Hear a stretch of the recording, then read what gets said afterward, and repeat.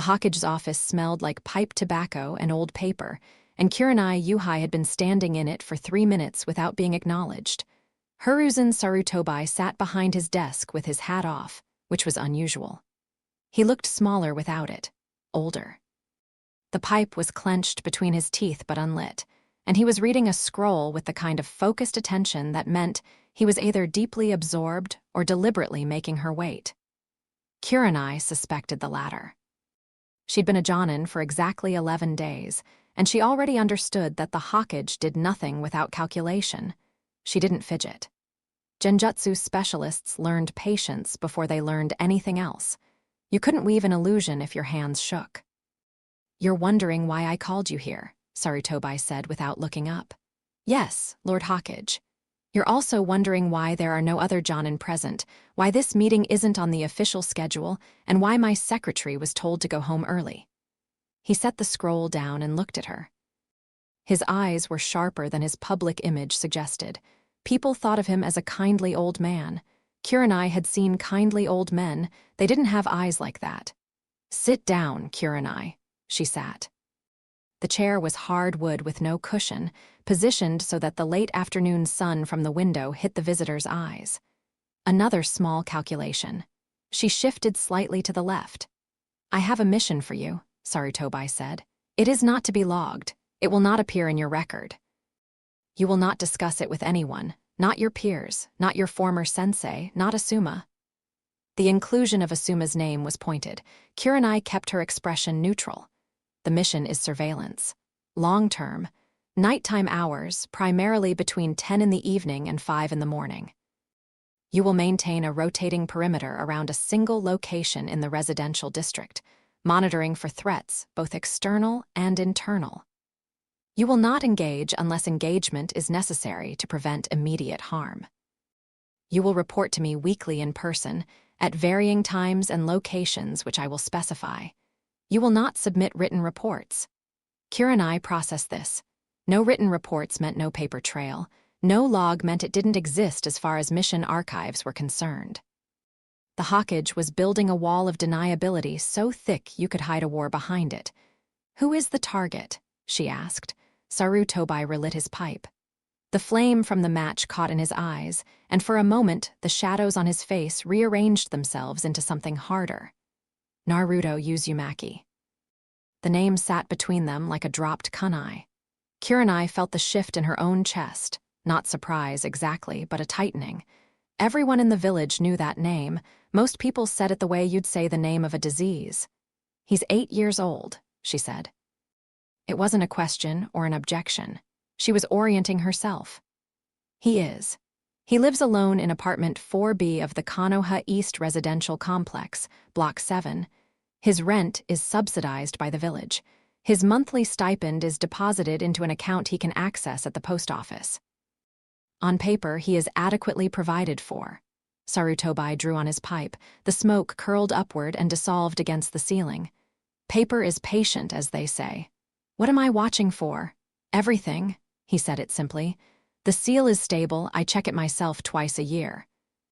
But stability is not the same as permanence, and nighttime is when the boy's emotional state is most unguarded. "I have reason to believe the seal's integrity is influenced by the host's psychological condition. Distress weakens it, not dramatically, not dangerously. But the margin between safe and unsafe is thinner than the village knows, and that margin shrinks in the dark." Kurenai understood what he wasn't saying. The village hated Naruto. The village also relied on him to be a functioning prison for the most destructive force ever unleashed on their streets. And the village, in its infinite, grinding wisdom, had decided to handle this contradiction by ignoring it completely. "You want me to make sure nobody pushes him past the point where the seal cracks. I want you to make sure he survives his childhood, Kurenai." Sarutobi's voice was quiet. "The seal is a concern. It is not the only concern. He is a boy. Boys can be broken with or without a demon's involvement." Something in his tone made her look more carefully at his face. There was grief there, layered under the calculation like sediment under stone. She wondered how long it had been there. She wondered if it ever left. "Why me?" she asked. Because you are newly promoted, which means you do not yet have a genin team or a fixed mission rotation that would make your absence conspicuous. Because your specialty is genjutsu, which makes you superbly suited for covert observation, you can hide in a shadow and make the shadow hide you back. And because, he paused, set the pipe down. Because you lost your father when you were 6, and your mother retreated so far into her own grief that you functionally lost her too. You know what it looks like when a child is alone. You know what it costs. The words hit her like a body blow, and she let them. He was right. She hated that he was right, and she hated that he'd used it, and she respected the precision with which he'd aimed. "I'll do it," she said. Sarutobi nodded as if she'd confirmed the weather. "Begin tonight." The sun was setting over Konoha in bands of copper and violet when Kurenai left the Hawkage Tower. She walked through the streets without seeing them, her mind already mapping routes, calculating sight lines, reviewing what she knew about the East Residential District. Block 7 was on the older side of the neighborhood, not quite run down, but heading there. The kind of place where the hallway lights were always burnt out and nobody filed the maintenance request. She went home first. Her apartment was clean and spare, the way she liked it. She changed out of her standard uniform into dark-fitted clothing, nothing that would catch or flap in the wind. She wrapped her shins and forearms in black binding, tucked her hair under a dark cloth, and checked her equipment pouch. Kunai, wire, 3 smoke bombs, a field medical kit, and 2 soldier pills she hoped she wouldn't need. She left her forehead protector on the kitchen table. This mission didn't have a headband. This mission didn't exist. She was halfway out the window when someone knocked on her door. Kurenai. "You home, Asuma." She closed her eyes. She dropped back inside, crossed the apartment, and opened the door. He was leaning against the frame with that lazy half-grin he wore like armor, an unlit cigarette tucked behind his ear. He'd changed out of his own gear into civilian clothes. A dark green shirt she'd told him looked good on him once, which meant he'd been thinking about her when he got dressed, which meant this was heading toward dinner and conversation and all the things she now couldn't do. "Hey," she said. "Hey yourself. You eat yet?" "I can't tonight." His eyebrows went up a fraction. Assumer read people well. It was the thing she liked least and most about him. "Mission?" "Something like that. You've been a Jonin for a week and a half and they're already running you into the ground." "That's either impressive or concerning." 11 days, she corrected. "And it's fine, rain check." He studied her for a moment. She could see him deciding whether to push. Asuma's instincts were good, but his manners were better, at least with her. He stepped back and pulled the cigarette from behind his ear, rolling it between his fingers. "Rain check," he agreed. "Don't do anything I wouldn't do." "That leaves me a lot of room," he laughed. It was a good laugh, warm and easy, and she filed it away in the part of her mind where she kept things that mattered. Then she closed the door, and the warmth went with him. By the time she hit the rooftops, the last light had drained from the sky and Konoha was settling into its nighttime rhythm. The main streets still bustled, restaurants and bars throwing yellow light onto the pavement, couples walking slow, genin in clusters trying to look older than they were. But the residential districts were quieter. By 9 o'clock, most windows were lit with the soft glow of families winding down. By 10, the lights started going out, one by one, like the village was closing its eyes. Kurenai moved east. She traveled high, running along roof ridges and leaping the gaps between buildings with the kind of automatic precision that came from a decade of training. The night air was cool against her face, carrying the smell of cooking fires and the distant green scent of the forest beyond the walls. Below her, the village shrank into geometry, grids of streets, blocks of buildings, the neat patterns of a place designed by people who believed in order.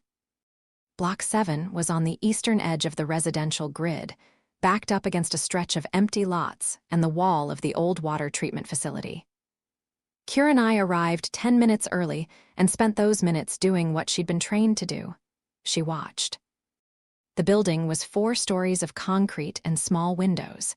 The exterior paint had been white once and was now the grayish color of neglect. A stairwell ran up the outside, metal, rusting at the joints. Most of the windows had curtains or blinds. Apartment 4B was on the top floor, east corner. Its window had a curtain that was slightly too short, leaving a 2-inch gap at the bottom where light leaked out. The light was on, so he was home. Kurenai settled on the roof of the adjacent building, a low commercial structure that gave her a direct line of sight to the apartment's entrance, the stairwell, and the window. She formed 2 quick hand seals and cast a minor perception-dulling genjutsu around herself, not invisibility, but something subtler. Anyone who glanced at the rooftop would feel an odd lack of interest. Their eyes would slide away. It was the kind of technique that worked beautifully on civilians and would buy her a second or two against a trained ninja, which was all she'd need. Then she waited. For the first hour, nothing happened. The light in 4B stayed on. A couple on the second floor argued about money. She could hear the muffled rhythm of it through the walls, rising and falling. A cat crossed the empty lot behind the building and disappeared into a storm drain. The streetlight nearest the building's entrance flickered, buzzed, and died. At 11:15, the light in 4B went off. Kurenai activated a minor enhancement jutsu on her eyes. Not a full dojutsu, nothing like the Byakugan, but a genjutsu specialist's trick that sharpened contrast in low light.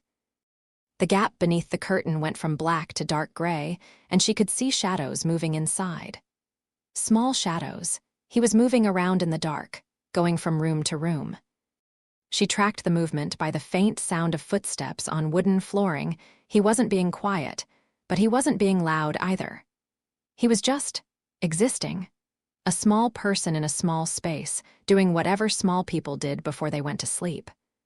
Then the footsteps stopped and she heard something else. A click. A second click. A third click. 3 locks. He was checking the door. 3 separate locks on the door of an 8-year-old's apartment. The clicks came again. He was checking them a second time and again. A third time. Kurenai felt something shift in her stomach. It wasn't sympathy. She wouldn't insult the feeling by calling it something so mild. It was recognition. She'd checked the locks, too, when she was young. When her mother was in one of her silences, and the apartment felt less like a home and more like a container, something you were stored in, she checked the locks because it was the one thing she could control. The world outside might be vast and indifferent, but the locks were hers. And if more actions network error, write the next chapter now. Chapter 2. The space between walls. 3 weeks into the mission, Kurenai stopped dreaming about anything else. It happened gradually, the way a river changes course, not all at once but in small, accumulating shifts. First, it was just the awareness when she closed her eyes, the mental map of rooftops and sight lines superimposing itself over the darkness behind her lids. Then it was the sounds. The 3 clicks of his locks, the creak of his mattress springs. The way the pipes in Block 7 groaned at exactly 2:14 every morning, and the small, startled gasp Naruto made when they woke him, every single night, because he never got used to it. She started keeping notes. Not written, the Hokage had been clear about that, but mental. A genjutsu specialist's memory was a palace of organized information, and Kurenai built rooms in hers for everything she observed. One room for his physical routine. One for the patterns of foot traffic around the building. One for the things that made her angry, which was filling up fast. He ate dinner at irregular times, usually instant ramen prepared on a hot plate, because the stove had been broken since before he moved in. He went to bed between 10:30 and midnight. He woke at least twice per night. Once from the pipes, once from something else. Something internal that made him sit up rigid in bed and stay perfectly still for minutes at a time, breathing in controlled little bursts like he was trying to hold himself together through sheer force of will. He never cried during these episodes, at least not audibly. He left for the academy at 7:45 every morning, which meant Kurenai's surveillance window officially ended at 5, but she'd started stretching it. Just to see him leave. Just to make sure he made it out the door and down the stairs, and past the empty lot where the stray dogs gathered. Just to watch him square his shoulders and put on that grin, that enormous, blinding, totally fabricated grin, like a mask snapping into place before he rounded the corner toward the main road. She told herself it was professional thoroughness. She was gathering a complete behavioral profile. Context mattered. You couldn't assess nighttime vulnerability without understanding the daytime baseline. She was lying to herself, and she knew it, and she kept doing it anyway. It was a Tuesday when she decided to follow him to the academy. She'd finished her overnight shift at 5 as usual, gone home, showered, eaten a breakfast she didn't taste, and then stood in her apartment staring at the wall for 20 minutes while her body screamed for sleep, and her mind replayed the image of Naruto sitting up in bed at 3 a.m. Arms wrapped around his knees, perfectly silent, perfectly alone. Sleep could wait. She put on her standard Jonin uniform, visible this time, operating in daylight as herself rather than as a shadow, and took to the rooftops heading east. She picked him up at 7:30 as he left the building, a small figure in a white t-shirt and orange pants that were slightly too big for him, his blonde hair sticking up in directions that defied both gravity and personal care. He carried a backpack with one broken strap that he'd knotted together. He was talking to himself. This was something she'd noticed during the nighttime hours, too. He talked constantly when he thought he was alone. Not muttering or rambling, actual conversation, with pauses for responses that never came. He'd ask a question, wait, then answer it himself in a slightly different voice. It wasn't madness. It was practice. He was rehearsing what it felt like to have someone to talk to. Kurenai followed him at a distance of 200 meters, roof to roof, moving only when he moved. Unnecessary caution, the streets were busy enough that one more Jonin on the rooftops wouldn't draw attention. But habits were habits. He walked the long way. She'd noticed this before on the mornings she'd lingered, but now, following the full route, she understood why. His apartment was roughly 12 minutes from the academy by the most direct path. Naruto took a route that was 26 minutes, and every deviation corresponded to a specific avoidance. He crossed the street before reaching the Inuzuka Veterinary Supply Store because old man Tadao stood outside every morning sweeping the sidewalk and had once thrown the broom at him. He cut through the park instead of taking the main commercial road because 3 of the shops on that road had signs in the window that technically said right to refuse service, but functionally said, "Not you." He looped around the back of the textile district because a group of older academy students used that road, and the last time he'd walked past them, one of them had spat on his jacket. 26 minutes. Every morning. A navigation chart of hostility that an 8-year-old had memorized so thoroughly he didn't even seem to think about it anymore. He walked the long way the way other people breathed, automatically, without complaint. Kurenai dropped to street level 3 blocks from the academy and walked the rest of the way on the ground, mixing into the flow of parents and children heading for the morning bell. She drew a few glances. Jonin near the academy weren't unusual, but she wasn't assigned to teach there, and a few of the Chunin instructors she passed gave her curious looks. She smiled blandly and kept walking. The academy building was old stone and warm wood, with wide windows designed to let in light, and a front courtyard where students gathered before class. Kurenai found a position near the memorial tree at the courtyard's edge, close enough to observe, far enough to be unremarkable. She leaned against the trunk and watched Naruto enter the courtyard. His entire demeanor changed the moment he crossed the threshold. The boy who'd been walking in alert, calculated silence for 26 minutes suddenly erupted. He shouted a greeting at nobody in particular. He waved his arms. He ran up to a cluster of students and said something she couldn't hear that made 2 of them laugh and 3 of them move away. He was loud and bright and absolutely relentless, a human firework, and Kurenai watched every face around him to see who flinched and who didn't. Most of them ignored him. A few rolled their eyes. One girl with pink hair turned away so sharply that her dismissal was almost theatrical. A boy with a dog on his head, Kiba Inuzuka, she recognized the clan markings, barked something back at Naruto that could have been an insult or a greeting. The line between the two seemed thin in their dynamic. A dark-haired boy with the Uchiha crest on his shirt sat alone on a bench and pretended the entire world didn't exist, Naruto included. Then Naruto tried to talk to a boy with dark glasses and a high collar who stood at the edge of the courtyard near the insect garden. Shino Aburame. The Aburame boy listened, which was more than most of the others did. He didn't respond with much, a nod, a word, but he didn't leave. Naruto, apparently delighted by this minimal reciprocity, talked faster. The morning bell rang. The students filed inside. Kurenai waited until the courtyard was empty, then moved. She'd told herself she was going to leave. She'd told herself the academy was outside her mission parameters. She told herself a lot of things that week. She found a position on the roof of the adjacent building, angled so that she could see into the second-floor classroom through a window that someone had cracked open for ventilation. She cast her perception-dulling genjutsu out of habit and settled in. The classroom was arranged in tiered rows.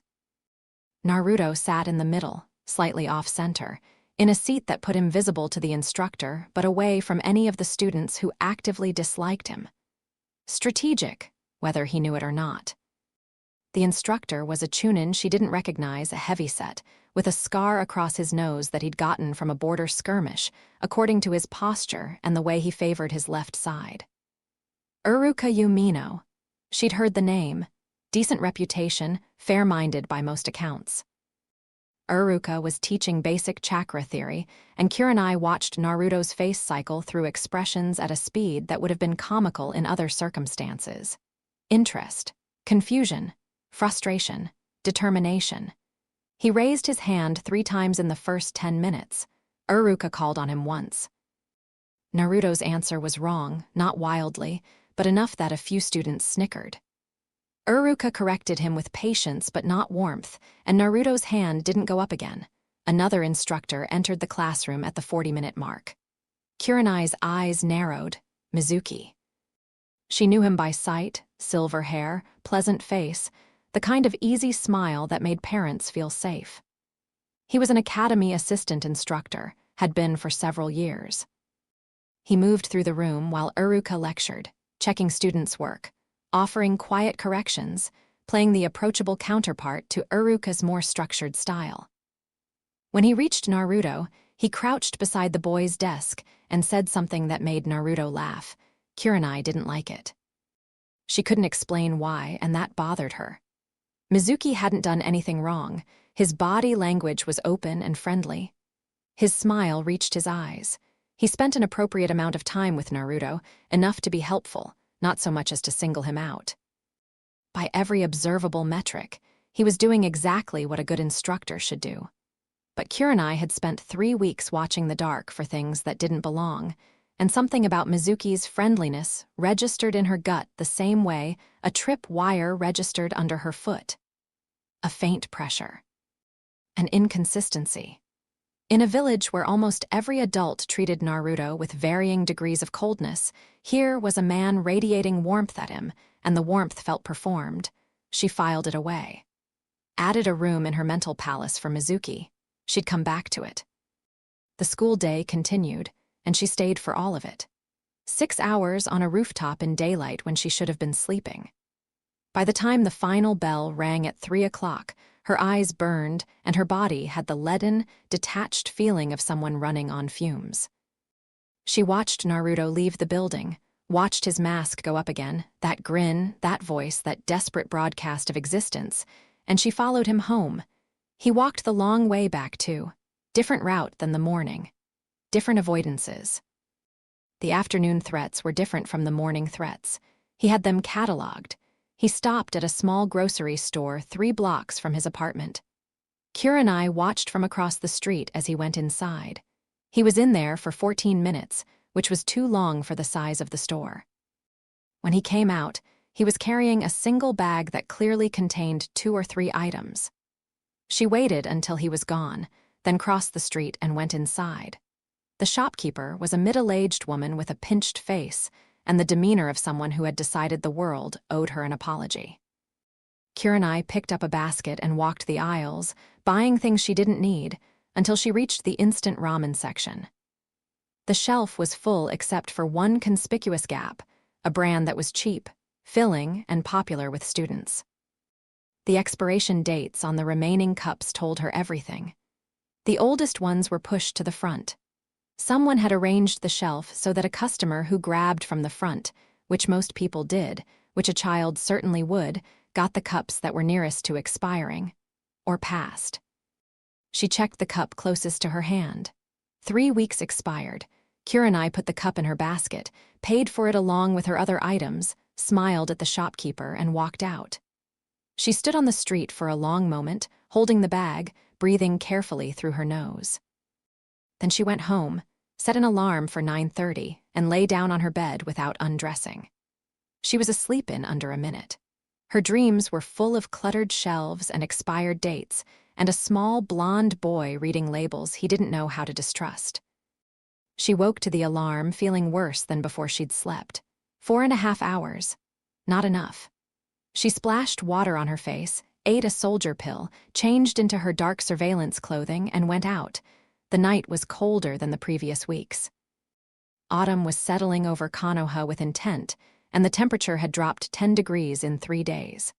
Kurenai could see her breath as she crossed the rooftops, small white ghosts that dissolved as fast as they appeared. She reached her position at 10:05. The light in 4B was on. She settled in, cast her genjutsu, and began her watch. At 10:20, Naruto turned off the light and got into bed. At 10:40, the pipes groaned and he startled awake.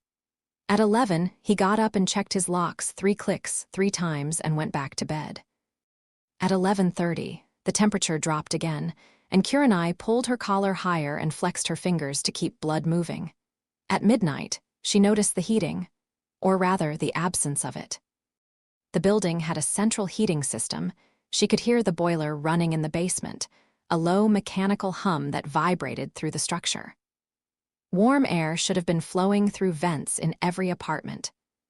She could see the evidence of it in other windows. Condensation on glass from the temperature differential between heated interiors and cold outside air. Apartment 4B-TK's window had no condensation. It was the same temperature inside as out. Kurenai dropped from her rooftop and moved closer.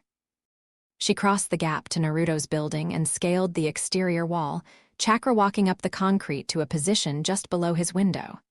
She pressed 2 fingers against the glass. Cold. Not cool, cold, the same temperature as the outside air. She moved along the wall to the next apartment. Press the glass. Warm, back to 4B. Cold, the heating vent for his apartment had been shut off. Not broken, shut off. Someone had closed the valve in the basement, and that someone was almost certainly the building superintendent, a man named Daikichi who collected the subsidized rent and was responsible for maintenance. The same maintenance that included a broken stove, a hallway light that hadn't worked in months, and, she'd noticed 2 nights ago, a persistent leak in the ceiling of the apartment's bathroom that had left a dark stain spreading across the plaster like a bruise. Inside the apartment, through the thin wall, she could hear Naruto's breathing. It was fast and shallow, the breathing of a body trying to generate heat. He wasn't sleeping. He was cold, and he was dealing with it the way he dealt with everything else. Alone, without complaint. Without even the expectation that complaint might change something, Kurenai dropped to the ground. She stood in the empty lot behind the building with her fists clenched, looking up at the dark window, and something fundamental shifted in the architecture of her thinking. This was not surveillance. She couldn't stand on rooftops and take mental notes while an 8-year-old froze in the dark. The Hawkage could talk about margins and seals and emotional baselines. She couldn't, not anymore. Not after the grocery store and the expired ramen and the 26-minute walk and the 3 locks checked 3 times. She was moving before she made a conscious decision. She went home, pulled a heavy wool blanket from her closet, the good one, dark red, the one her father had brought back from a mission to the Land of Iron when she was 4, and ran back across the village with it bundled under her arm. She took the stairs because the stairwell was exposed and she could check for witnesses as she climbed. 4th floor, hallway. The light was out as always. She stood in front of apartment 4B door and listened, silence. The fast, shallow breathing had slowed. He was asleep or close to it. She folded the blanket and set it on the floor in front of his door. Then she hesitated. A blanket appearing from nowhere, he might be suspicious. He might not take it. He might think it was a trick. She went back down the stairs, found a scrap of paper in her equipment pouch, borrowed a pen from the night shift attendant at a convenience store 2 blocks away by pretending she needed to sign a delivery form, and went back up. She wrote 4 words on the paper. It's getting cold. Stay warm. No signature, no identifying marks. She placed the note on top of the blanket and she left. From her rooftop position. She watched. 20 minutes passed. Then 30. At 12:50, she saw a thin strip of light under the door. He'd turned on a lamp. A shadow moved in the gap between the door and the floor. A pause. The sound of locks disengaging. 1, 2, 3. The door opened a crack. Kurenai held her breath. A small hand reached out and touched the blanket, pulled back, reached out again, grabbed the note. The door closed. A full minute passed. Then the door opened again, wider this time, and the blanket was pulled inside in a single fast motion, like he was afraid someone would take it back. The door shut. The locks clicked. 1, 2, 3. Through the gap under the curtain, she saw the shadow move to the bed. She saw it stop. She imagined him unfolding the blanket, feeling the weight of it, pressing his face into the wool the way she'd done as a child when the world was too much, and the only comfort available was something soft against your skin. She sat on the rooftop with her arms around her knees and her teeth clenched, and she did not cry because she was a Jonin of Konohagakure, and Jonin did not cry on rooftops. Her eyes burned. She blamed the wind. The next morning, she went to the building superintendent's office. Daikichi was a thick-necked man with the look of someone who'd been a genin once, washed out, and never forgiven the world for it. His office was in the basement of Block 7, a cluttered room that smelled like machine oil and resentment. He was eating a rice ball when she walked in, and he didn't bother to swallow before speaking. "Help you?"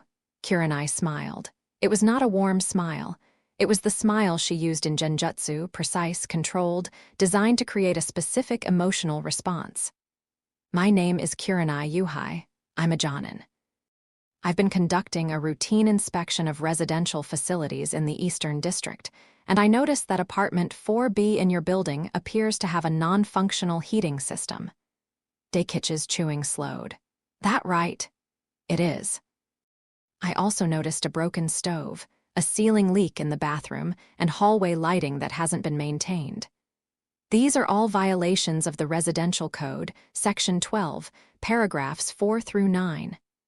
She had no idea if this was accurate. She was making it up. Genjutsu specialists were very good at making things up. "I'll need to see your maintenance logs." "Look, lady, Jonin, I got 36 units in this building and I'm one guy. Things take time." The heating valve for 4B was manually closed at the basement junction. "I checked on my way in." She hadn't, but the flinch in his eyes confirmed she was right. "That's not a maintenance delay, that's a choice." Daikichi set down his rice ball. His expression shifted from annoyed to something more guarded, and in that guardedness, Kurenai saw the calculation she'd expected. He was weighing his options. How much trouble was this woman, really? She was a Jonin, which meant she had status, but what she was talking about was a single apartment housing a child nobody cared about. In his experience, nobody with authority had ever cared about what happened in that apartment. "The kid messes with the pipes," Daikichi said. "I shut the valve because he was banging on the radiator at all hours, disturbing the other tenants.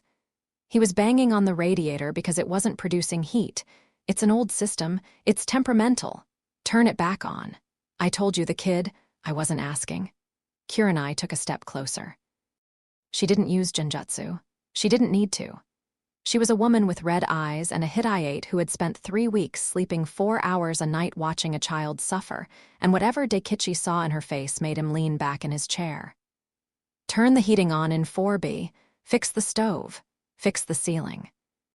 Replace the hallway lights. If I come back in 1 week and any of these things remain unaddressed, I will file a formal complaint with the Housing Authority, copy the Hawkage's office, and personally recommend that your maintenance contract be reviewed. Are we clear? Daikichi opened his mouth. Closed it, opened it again. Are we clear? She repeated. Yeah, he said. Clear. She left. On the stairwell out of sight, she leaned against the wall and pressed her hands flat against the cold concrete and breathed. Her heart was racing. Not from fear, from the effort of restraint. She'd wanted to put him in a genjutsu, so vivid he'd wake up screaming for a week. She'd wanted to make him feel what it was like to lie in a cold room in the dark and know that no one was coming. She didn't. She was a professional. She handled it through intimidation and implied bureaucratic consequences, which was almost as satisfying and significantly less illegal, still. She added Daikichi to the list. The 4th week brought rain. 3 days of it, steady and cold, turning the streets into rivers and the rooftops into skating rinks. Kurenai's surveillance became significantly less comfortable. She rigged a small tarp between 2 ventilation pipes on her observation rooftop and crouched beneath it, watching the rain bead on the window of 4B through a curtain of water. The heating was on. She'd checked. The radiator in Naruto's apartment was functional for the first time since she'd begun surveillance. And through the window, she could see the condensation that meant warm air was flowing. The stove, she suspected, was still broken. She hadn't heard him use it, and his diet remained exclusively instant ramen prepared on the hot plate, but one battle at a time. It was on the 2nd night of rain, at approximately 1:30 in the morning, that she saw the second watcher. She almost missed it. The rain created noise and visual interference that degraded her perception, and her genjutsu-enhanced vision was optimized for contrast, not for cutting through sheets of water. But she'd been staring at the same set of rooftops for a month, and she knew their geometry the way she knew her own apartment. Every angle, every shadow, every ventilation pipe and antenna, and weathered patch of concrete. And on the roof of the water treatment facility, 200 meters northeast of her position, there was a shape that didn't belong. It was there for less than 3 seconds. A silhouette against the marginally lighter sky, human, upright, motionless. Then it was gone, not moving away, just gone. Like a candle being blown out, Kurenai's pulse spiked. She held position. Every instinct screamed at her to pursue, but the Hawkage's orders were explicit. Maintain surveillance, do not engage unless preventing immediate harm. The shape had been 200 meters from Naruto's building. Not an immediate threat, but not nothing either. She stayed on her rooftop and stared at the spot where the silhouette had been until her eyes ached, and it did not reappear. The next night, she adjusted her position. She moved to a rooftop that gave her a wider field of view, sacrificing proximity to Naruto's window for a better angle on the water treatment facility and the surrounding structures. She layered a second genjutsu over herself, not just perception dulling but active camouflage, bending light around her outline. It was chakra expensive and she couldn't hold it all night, but she could hold it in intervals. At 2:15, she saw the shape again. Same rooftop. Same position. This time it stayed for nearly 10 seconds, and she got more detail. Definitely human. Wearing dark clothing, not Anbu standard, but similar in silhouette, a mask or head covering that obscured the face. The posture was professional. Still, trained. Whoever this was, they knew how to conduct surveillance, and they were watching the same building she was. The shape vanished again. Same way, not retreating, just ceasing to be visible. A body flicker, maybe, or some kind of high-speed movement that her rain-degraded vision couldn't track. Kurenai didn't sleep the next day. She went to a training ground she knew would be empty in the early morning rain and ran through genjutsu forms until her chakra reserves were low enough to force efficiency.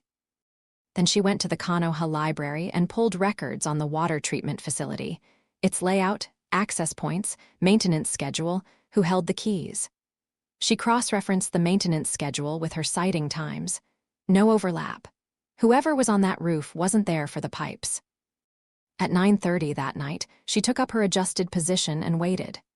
The rain had stopped, replaced by a heavy overcast that pressed down on the village like a lid. The air was damp and still. At 1:48, the shape appeared.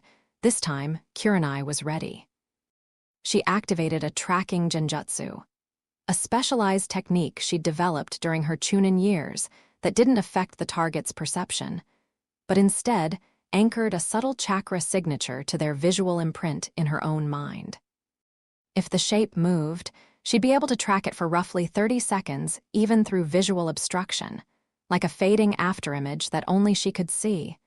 The shape stood on the water treatment facility roof for 12 seconds. Then it moved. Not a body flicker.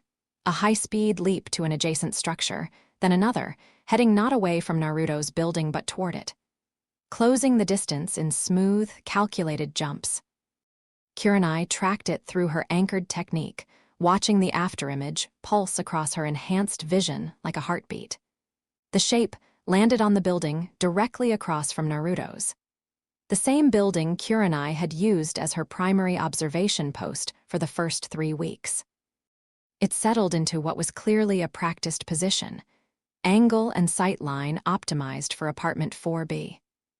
Then it went still, and Kurenai's tracking technique faded, and she was left staring at a dark rooftop that she now knew contained someone who had been watching Naruto from the same vantage point she had. For how long? Before her? After her? Did they know she was here? She thought about engaging. She thought about dropping from her position and crossing the gap and confronting whoever this was, demanding identification, demanding answers. She was a Jonin. She had authority. She had the Hokage sanction, even if it was invisible. But the Hokage sanction was invisible, and that was the problem. If she confronted this watcher and they were Anbu, she'd have to explain her own presence. If they were Root, a possibility that made her stomach tighten, she'd be stepping into a political minefield that could blow up in ways she couldn't predict. And if they were something else, something from outside the village, then engaging alone in the dark without backup was the kind of decision that got Jonin killed. She held position. She watched the watcher watch the boy. And when the shape finally vanished at Fort Wenty in the morning, 40 minutes before dawn, she memorized its departure vector and added it to the growing map in her mind. The next evening, before taking up her surveillance position, she went to the Hokage Tower. The old man was still in his office at 8 p.m., which surprised her not at all. She suspected he slept about as much as she did these days. "There's a second watcher," she said without preamble. Sarutobi set down his pen. He didn't look surprised, which was the thing she'd been afraid of. "Describe them." She did.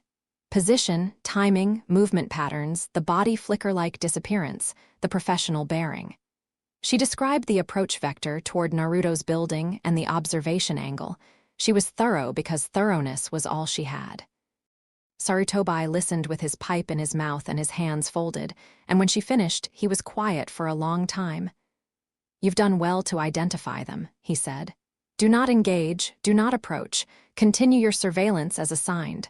Who are they? I'm looking into it. Lord Hokage." She kept her voice level. It took effort.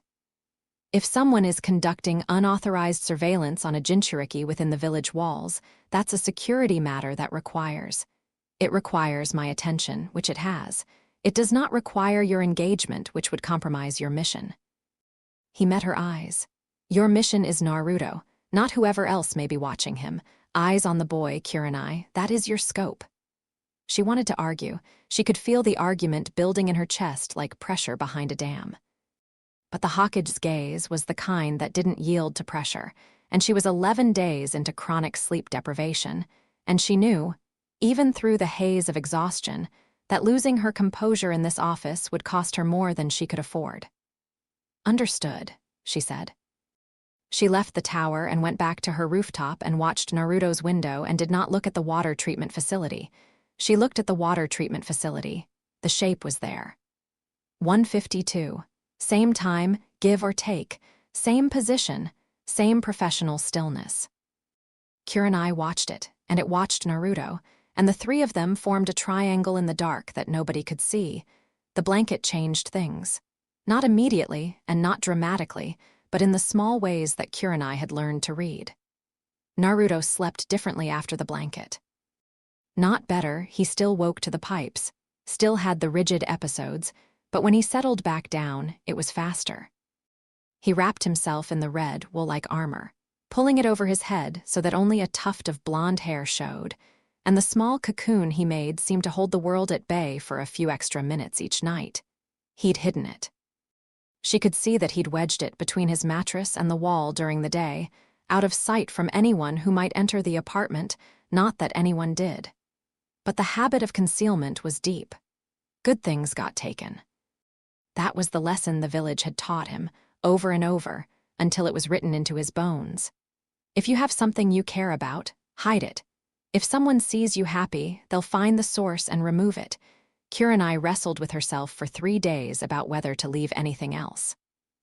The blanket had been an impulse, a crack in her operational discipline that she could rationalize as preventing hypothermia. But the urge to do more was growing in her like a vine, wrapping around her ribs, tightening every night she watched him eat expired ramen or sit in the dark with his arms around his knees. She compromised. Small things. Deniable things. She left a bag of fresh rice balls on his doorstep on a Thursday night, the kind they sold at the convenience store 2 blocks away, with no note this time. He found it in the morning and ate it on the stairs with an expression of bewildered happiness that she watched from 2 rooftops away, and the vine in her chest tightened another notch.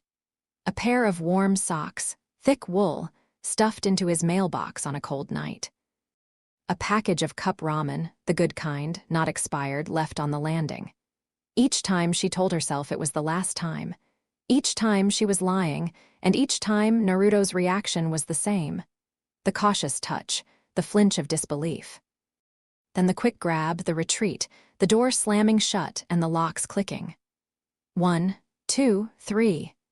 As if kindness were a wild animal that might bite if he didn't cage it fast enough, Asuma cornered her on a Saturday.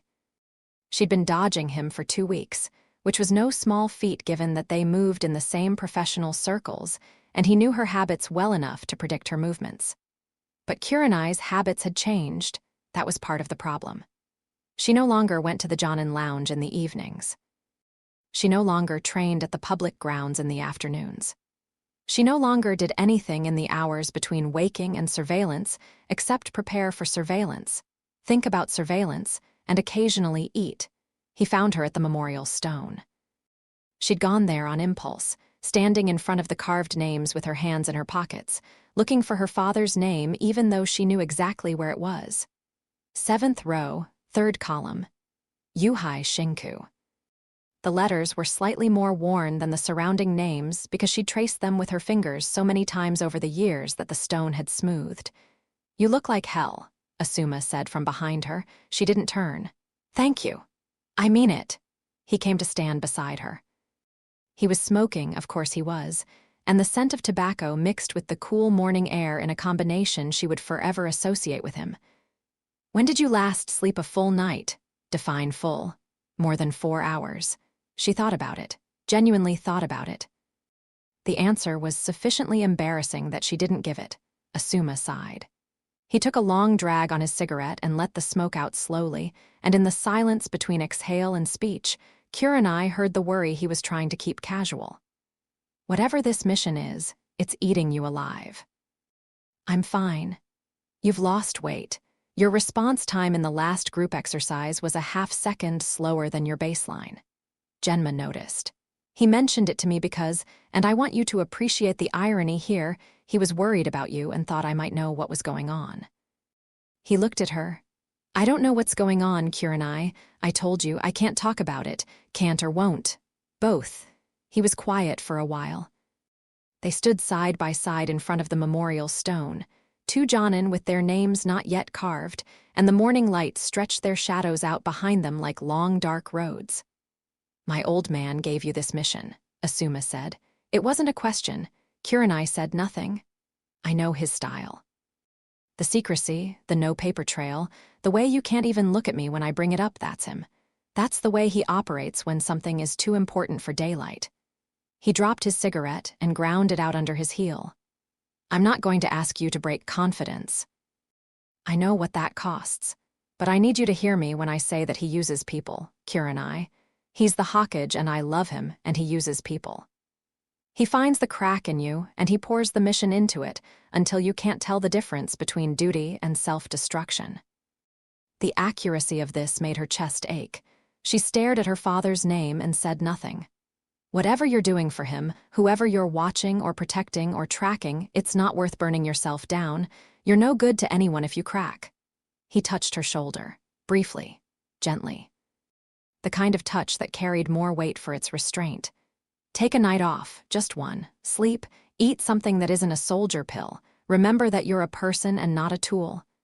She turned to look at him, and whatever he saw in her face made his jaw tighten. It's a kid, isn't it? He said quietly. She looked away. Damn him, Asuma muttered, and she wasn't sure if he meant his father or someone else or maybe just the general state of the world. She didn't take the night off. She told herself she would.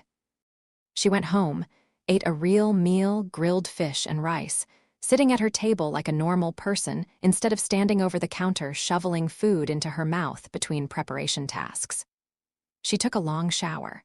She put on soft clothes and lay down in bed at 8 p.m. and closed her eyes. At 9:45, she was on the rooftop. She couldn't stay away.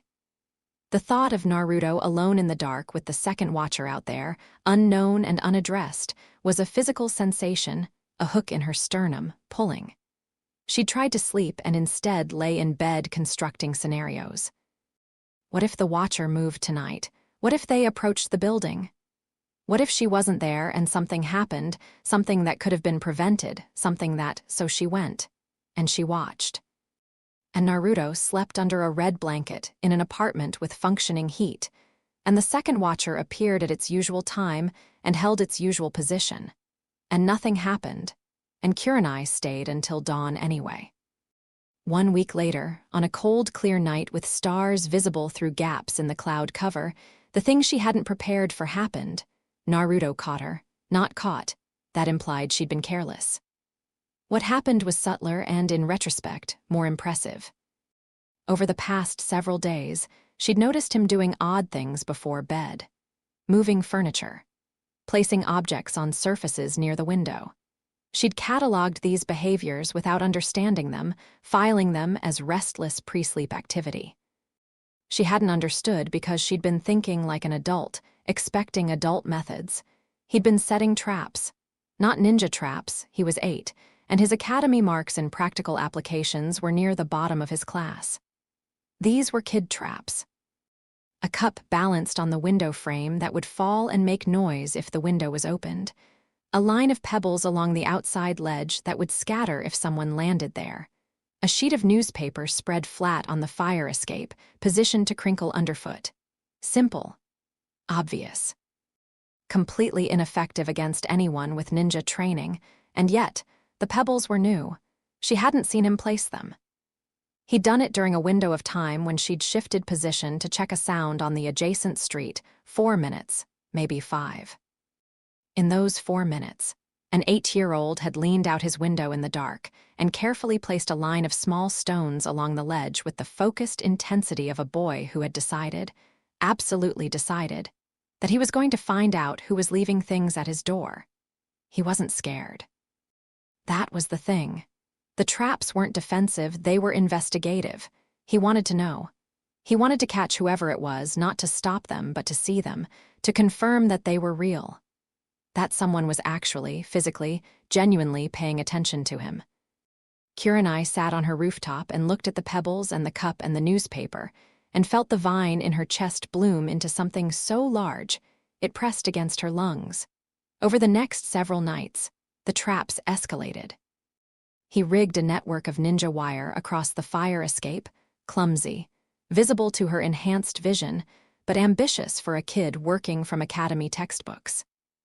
He balanced a pot of water on a shelf near the window, connected to the latch by a length of string. He sprinkled flour on the landing outside his door, which was actually clever. Footprints in flour would be hard to avoid without chakra walking, and he didn't know enough about chakra to know what he didn't know. Kurenai avoided all of them. She was a Jonin.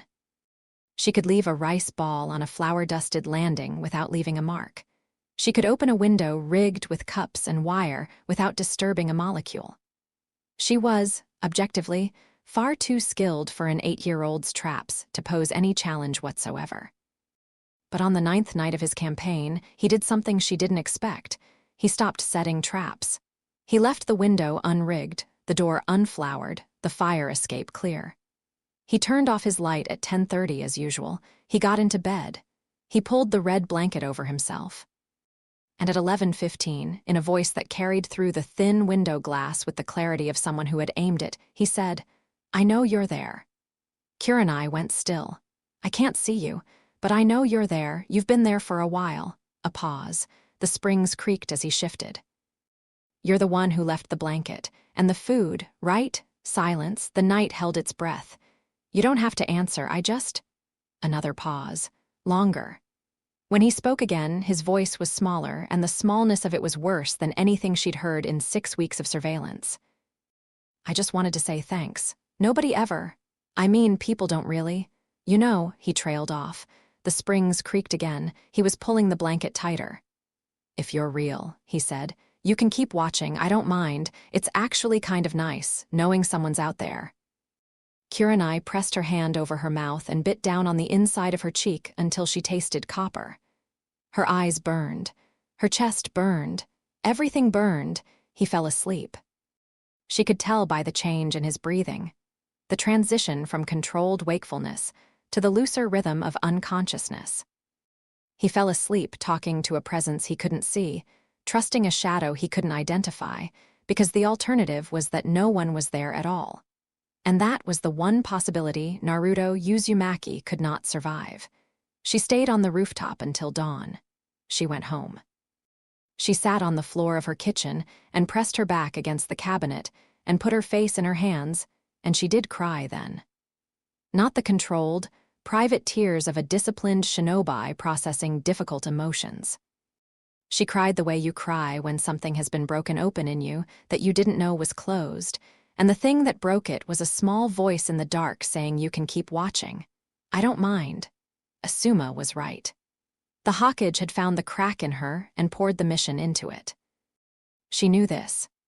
She could see it clearly, the manipulation, the calculated selection of an operative whose psychological profile made her maximally vulnerable to exactly this kind of assignment. She'd been chosen not despite her wounds, but because of them. Because a woman who'd been a lonely child would not be able to watch a lonely child without breaking. She knew all of this, and it changed nothing, because the boy was real. The cold apartment was real. The expired food and the broken stove and the 26-minute walk and the 3 locks checked 3 times, all real. The manipulation didn't create the suffering. It just aimed someone at it who was incapable of looking away. Kurenai wiped her face. She stood up. She drank a glass of water, ate a rice ball, brushed her teeth, and lay down. She set her alarm for 9:30. She'd be back on the rooftop tonight, and the night after that, and the night after that. Not because the Hokage told her to, not because it was a mission. Because an 8-year-old boy had spoken to the dark, and the dark owed him an answer, and she was the only one listening. The heating was on. The blanket was hidden. The traps were gone. And on a cold rooftop in the Eastern District, Kurenai Yuhai wrapped her arms around her knees and watched the window of apartment 4B and knew, with the bone-deep certainty of someone who has passed the point of no return, that she was no longer doing this for the Hokage. She was doing this for him. And somewhere on the roof of the water treatment facility, 200 meters northeast, a shape that was not hers stood motionless in the dark, watching the same window, and disappeared at Fort Wentty without a sound. Chapter 3. What the fox remembers. The seal broke open on a Wednesday, not fully. Not even close to fully. Kurenai would learn later that what she witnessed was the equivalent of a hairline fracture in a dam the size of a mountain, a whisper of pressure through a crack so small it shouldn't have mattered. But standing on a rooftop 200 meters from apartment 4B at 2:47 in the morning, watching red light bleed through the walls of a building like the structure itself was hemorrhaging. It didn't feel small. It felt like the end of the world deciding whether to arrive. She'd been mid-thought when it happened. Something mundane, calculating whether she had enough soldier pills to last through the week or if she needed to buy more. Her mind was doing what it always did during the quiet stretches of surveillance, running logistics in the foreground while the background tracked every shadow, sound, and shift in ambient chakra within her perimeter. It was the background process that sounded the alarm. The chakra spike was unlike anything she'd ever sensed. Kurenai was not a sensor type. Her abilities lay in manipulating perception, not detecting energy, but every ninja above Chunin rank developed a rudimentary awareness of nearby chakra signatures. It was survival instinct. You felt the presence of another ninja the way you felt heat from a fire. Not with any specific organ, but with the animal part of your brain that understood proximity to power. What she felt now wasn't proximity to power. It was submersion in it. A wave of pressure rolled outward from Block 7 like a shockwave stripped of sound, and every hair on her body stood upright. Her genjutsu shattered, not dispelled, shattered, the carefully maintained perception-dulling field collapsing like wet paper under the weight of the chakra that washed over it. Her vision blurred. Her stomach clenched. And for one terrible, primal second, she was afraid in a way she hadn't been since childhood, since the night her mother told her about the Nine Tails and what it had done to their village, and why her father would never come home. The red light pulsed. Through the walls, through the window, through the very structure of the building, a sick crimson glow throbbed like a heartbeat. It lasted 3 seconds. 4, 5. Then it contracted, pulling inward, shrinking, folding back into whatever had released it, and vanished. The night was quiet. Kurenai's hands were shaking. She looked at them, noted the tremor with clinical detachment, and waited for it to stop. It didn't. She formed a series of hand seals, a focusing exercise, each position precise, each transition demanding enough motor control to override the involuntary response. By the 4th seal, her hands were steady. She should go to the Hawkage. That was protocol, or it would have been if this mission had protocol. A seal fluctuation on a Jinchuriki was a village-level security event. It triggered specific response chains. Anbu deployment, barrier team activation, civilian evacuation of the surrounding blocks. None of that was happening. The village slept. No alarms, no signals, no response. Either nobody else had detected the chakra spike, or the detection systems weren't calibrated to trigger at that level. Because someone had set the threshold higher than it should have been. Because someone didn't want the automated systems to respond to anything less than a catastrophic breach, which meant someone was already accounting for fluctuations like this one. The Hawkage knew. He'd always known. This wasn't new. This was the reason he'd assigned her in the first place, and his calm explanation about emotional baselines and nighttime vulnerability suddenly reconfigured in her mind from abstract theory to concrete operational awareness. He'd known the seal leaked. He'd known it was worst at night.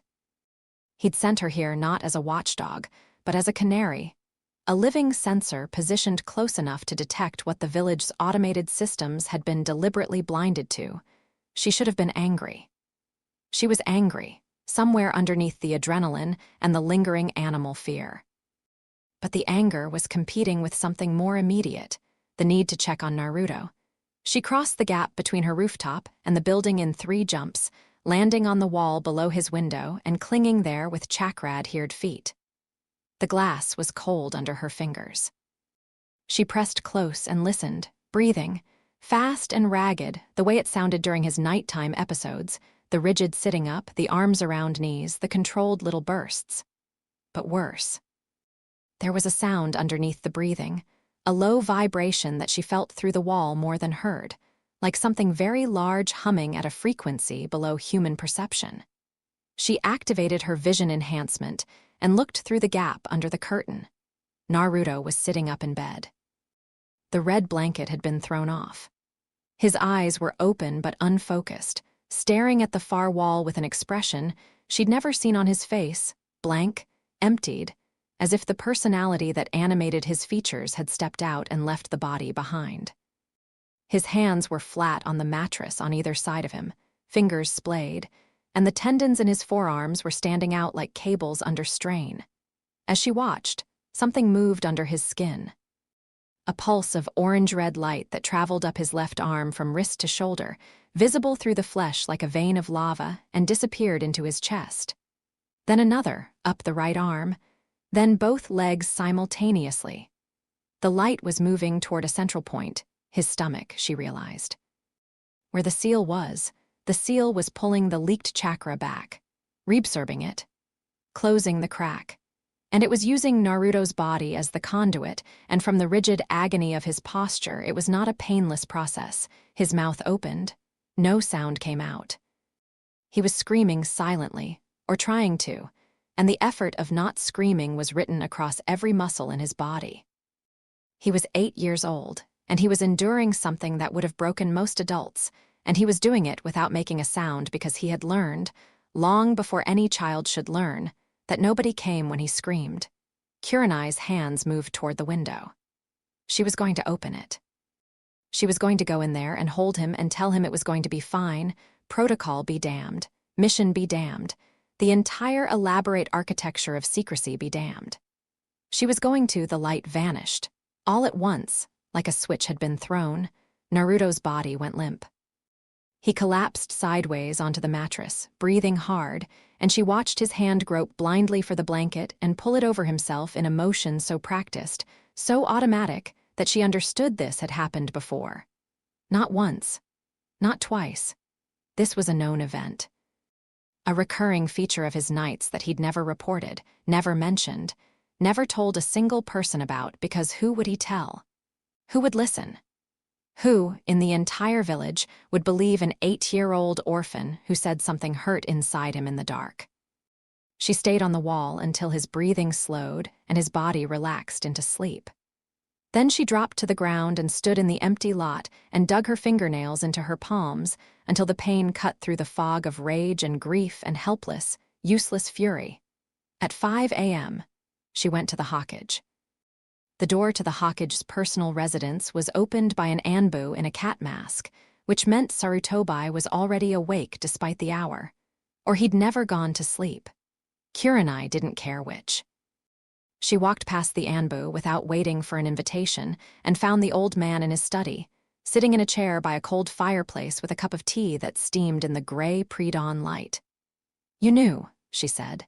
Sarutobi looked at her. He was wearing a simple robe, no hat, no formal trappings. He looked his age, which was considerable. The lines in his face were deeper in the low light, carved by years and decisions and the specific kind of exhaustion that came from holding a village together through force of will. "Sit down, Kurenai. You knew the seal fluctuates. You knew it hurts him. You knew this was happening regularly, and you set the detection thresholds to ignore it so nobody would respond, and you put me on that rooftop to watch it happen instead of doing something about it. Sit down." She didn't sit. She stood in front of him and felt the sleep deprivation and the accumulated weight of 7 weeks of surveillance and the image of an 8-year-old screaming without sound, and she did not sit. Sarutobi sipped his tea. The casual gesture should have been enraging, but there was something in the way his hand tightened on the cup that told her it wasn't casual at all. He was holding onto the tea the way she'd held onto the rooftop railing, because he needed something to grip. "The seal fluctuations began 14 months ago," he said. "Minor events, infrequent, always at night. I detected the first one myself during a routine check and spent 3 months studying the pattern before concluding that they are a natural consequence of the seal's design interacting with the host's emotional state. They are not dangerous. They are not precursors to a larger breach. They are, in essence, growing pains, the seal recalibrating as Naruto's own chakra system develops. They're hurting him. Yes, they are causing him pain. The seal's recalibration process draws the Ninetail's residual chakra back through his Tenketsu network, which produces acute discomfort." He paused. "I am not minimizing this, I am contextualizing it. Context." Kurenai's voice was flat. He's in agony 2 or 3 times a week and you're contextualizing it. What would you have me do? Sarutobi set the tea down. His voice sharpened, not to anger, but to the precise, cutting clarity of a man who had been having this argument with himself for 14 months. The seal cannot be modified. The Fourth designed it as a closed system. Any interference risks catastrophic destabilization. I can monitor it. I can ensure the fluctuations remain within safe parameters. I cannot stop them, and I cannot tell Naruto what they are without revealing the nature of what he carries, which he is not ready to know. He is 8 years old. He is 8 years old, and he is handling this alone. He is not alone. You are there. The words hit her like cold water. She stared at him. That's why you assigned me, not to detect threats, not to protect him from the village. You needed someone on that rooftop who would watch the seal fluctuations and report on them in real time because your detection systems can't calibrate that finely without triggering false alarms. I'm your instrument. You are my eyes, Sarutobi said. And yes, monitoring the seal is part of your function, but it is not the whole of it, and I think you know that by now. I think you've known it since the first week. Kurenai opened her mouth and closed it. He was right. She hated that he was right. The monitoring was real, but it wasn't the core of what she'd been doing out there, and they both knew it. The seal will stabilize as he grows, Sarutobi continued. His chakra network is expanding rapidly. By the time he reaches adolescence, his system will be robust enough that the recalibration process will be imperceptible. He has to endure it until then. There is no alternative. There are alternatives. There are always alternatives, you could tell him. You could explain what's happening to his body so he doesn't lie there in the dark thinking he's dying or going crazy or... And when he asks why, when he asks what's sealed inside him, when an 8-year-old learns that the thing that killed his parents and hundreds of others is living in his stomach, what then? Sarutobi's voice was still controlled, but barely. I have played that conversation forward 1,000 times, Kurenai. There is no version of it that doesn't break him. They stared at each other across the cold fireplace. The dawn light was strengthening, turning the study from gray to pale gold, and in the light, both of them looked exactly as tired as they were. There's a second watcher, Kurenai said. She hadn't intended to bring it up like this. She'd planned a measured report, an analytical presentation, but she was past measured. I reported it 2 weeks ago. You told me you were looking into it. What did you find? Sarutobi's expression shifted. A microsecond of something. Not surprise, he was too controlled for that, but a tightening around the eyes that might have been discomfort. I am still investigating. That's not good enough. Kurenai, somebody is watching him from the water treatment facility roof. Professional-grade surveillance. They move like trained operatives. They've been there at least as long as I have, maybe longer. And last night, when the seal fluctuated, I was so focused on Naruto that I didn't check the other watcher's position. I don't know if they were there. I don't know if they saw it. If they did, and they're not ours, then the fact that Konoha's Jinchuriki has an unstable seal is now intelligence in someone else's hands. The silence that followed was the loudest thing in the room. Sarutobi picked up his tea again, set it down without drinking. Picked it up again. His tells were small, but she'd been reading people for a living. The watcher may be Root, he said finally. It was the first time she'd heard a Hokage say the word Root. With that particular inflection, acknowledging its existence while simultaneously conveying that its existence was a problem he had not solved. Danzo, Kurenai said. Possibly. Shimura Danzo has maintained an interest in the Jinchuriki since the night of the Ninetales attack. He advocated at the time for the child to be placed under direct Foundation oversight. I denied the request. He accepted the denial publicly. The word publicly did a lot of work in that sentence. You think he's running parallel surveillance. I think it is one of several possibilities, and I am investigating all of them. What I need from you is exactly what I've asked. Continue your watch. Monitor the boy. Report the seal fluctuations. Do not engage the second watcher. He paused. And Kurenai, the things you've been leaving at his door. The blanket, the food. She went very still. I told you to observe, not to intervene. He was cold. The heating was, I know about the heating, I know about the superintendent, I know about your visit to his office. A ghost of something crossed his face, not quite a smile, but adjacent. I have other sources of information, Kurenai. You are not my only operative in the field.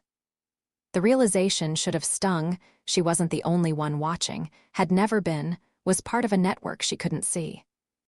Instead, it settled over her like a weight she was too tired to carry and too stubborn to put down. Are you ordering me to stop? The question hung between them. Sarutobi looked at her for a long moment, and she saw the calculation in his eyes. The same calculation she'd seen in the first meeting, the constant processing of variables and outcomes that was the machinery of his leadership. But underneath it, just for a second, she saw something else. Something that looked like a very old, very tired man who had watched a boy suffer for 8 years and done the math, and made the hard calls, and lived with the results, and who was perhaps not entirely sorry that someone had finally cracked and left a blanket on a cold night. I am ordering you to be careful, he said. The boy cannot know who you are.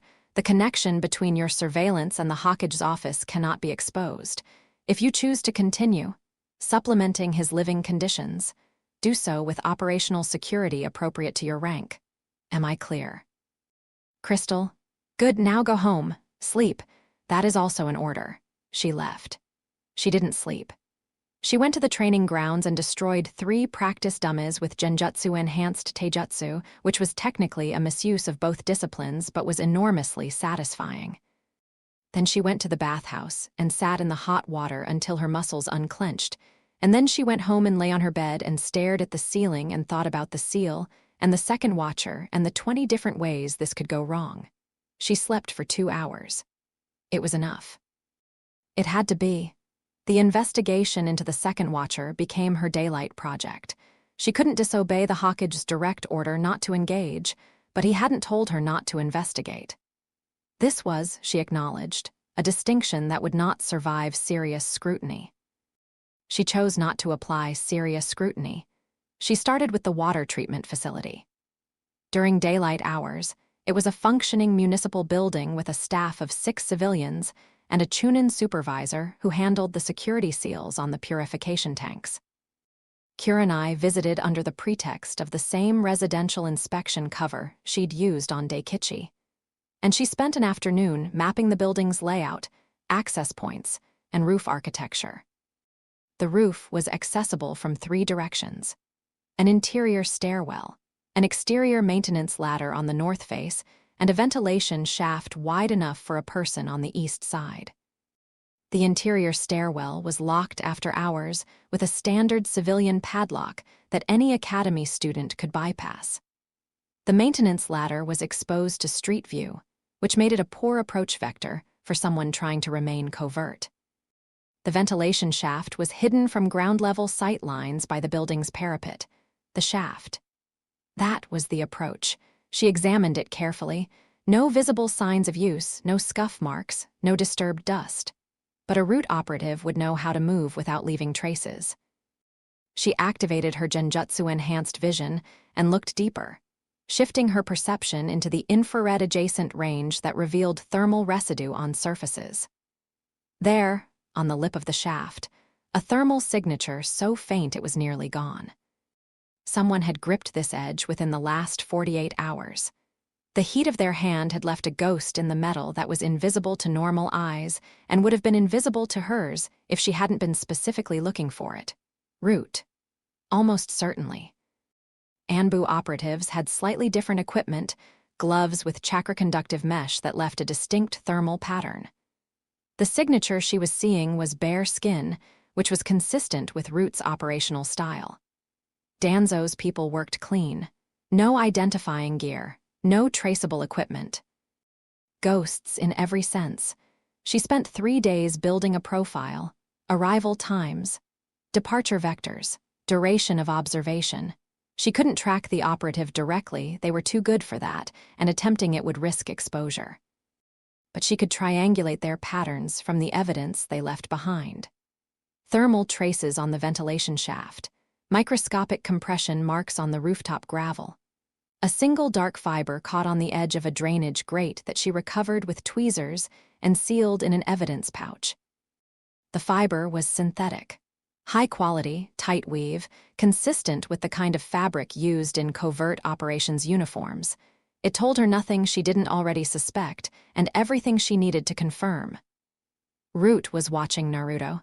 The question was why. The obvious answer, Danzo's long-standing interest in controlling the Jinchuriki, was almost certainly correct.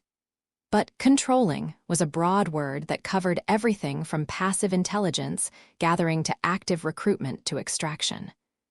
The difference between those options was the difference between a political problem and a tactical emergency, and Kurenai needed to know which one she was dealing with. She went to the library again. Not the public section, the restricted archives accessible only to Jonin rank and above. She pulled files on Danzo Shimura, which were thin and heavily redacted but not empty. Official biography. Military record. Known political positions. His advocacy for the Uchiha relocation, she skimmed past that, filed it for later.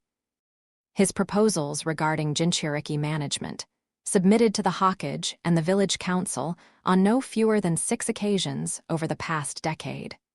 The proposals were interesting reading. Danzo argued, consistently and with considerable logical rigor, that Jinchuriki were military assets of incomparable value, whose potential was being wasted by the village's current approach. He cited the practices of other hidden villages. Kumigakure's systematic training of its Jinchuriki from early childhood, Kirigakure's weaponization program, Sunagakure's integration of the one-tail host into its military hierarchy. In each case, the Jinchuriki had been raised within a structured program designed to maximize their combat potential and ensure their loyalty. Konoha, by contrast, had left its Jinchuriki in an apartment with a broken stove and a landlord who shut off his heat. Kurenai sat in the archive reading room and stared at Danzo's proposals and felt a cold, uncomfortable sensation settle in her chest, because the diagnosis was right. The analytical framework was sound. The observation that Konoha was failing its Jinchuriki was not merely correct but painfully, obviously, empirically correct, and she knew it better than anyone because she'd spent 7 weeks documenting the failure in granular detail. The solution was where it went wrong. Danzo's proposals didn't describe a child being raised. They described a weapon being forged, training regimens that began before the age of 5. Emotional conditioning designed to eliminate attachments and vulnerabilities. Loyalty programming that bore more resemblance to brainwashing than to education. The proposals used words like asset optimization and operational readiness and psychological templating. And every word was a brick in a wall being built around a child who would never know what it meant to be anything other than a tool. She closed the files. She returned them to the archive clerk. She walked out of the library into the afternoon sunlight and stood on the steps and breathed. This was the enemy. Not hatred, not neglect, those were symptoms. The enemy was a man who looked at an 8-year-old and saw a weapons platform, and the worst part, the part that made her want to scream, was that the man had a point. Because neglect was also a form of abuse, and at least Danzo's version came with competent medical care and regular meals. She was not going to let it happen. She was not going to let Naruto be taken from a cold apartment and put into a colder program.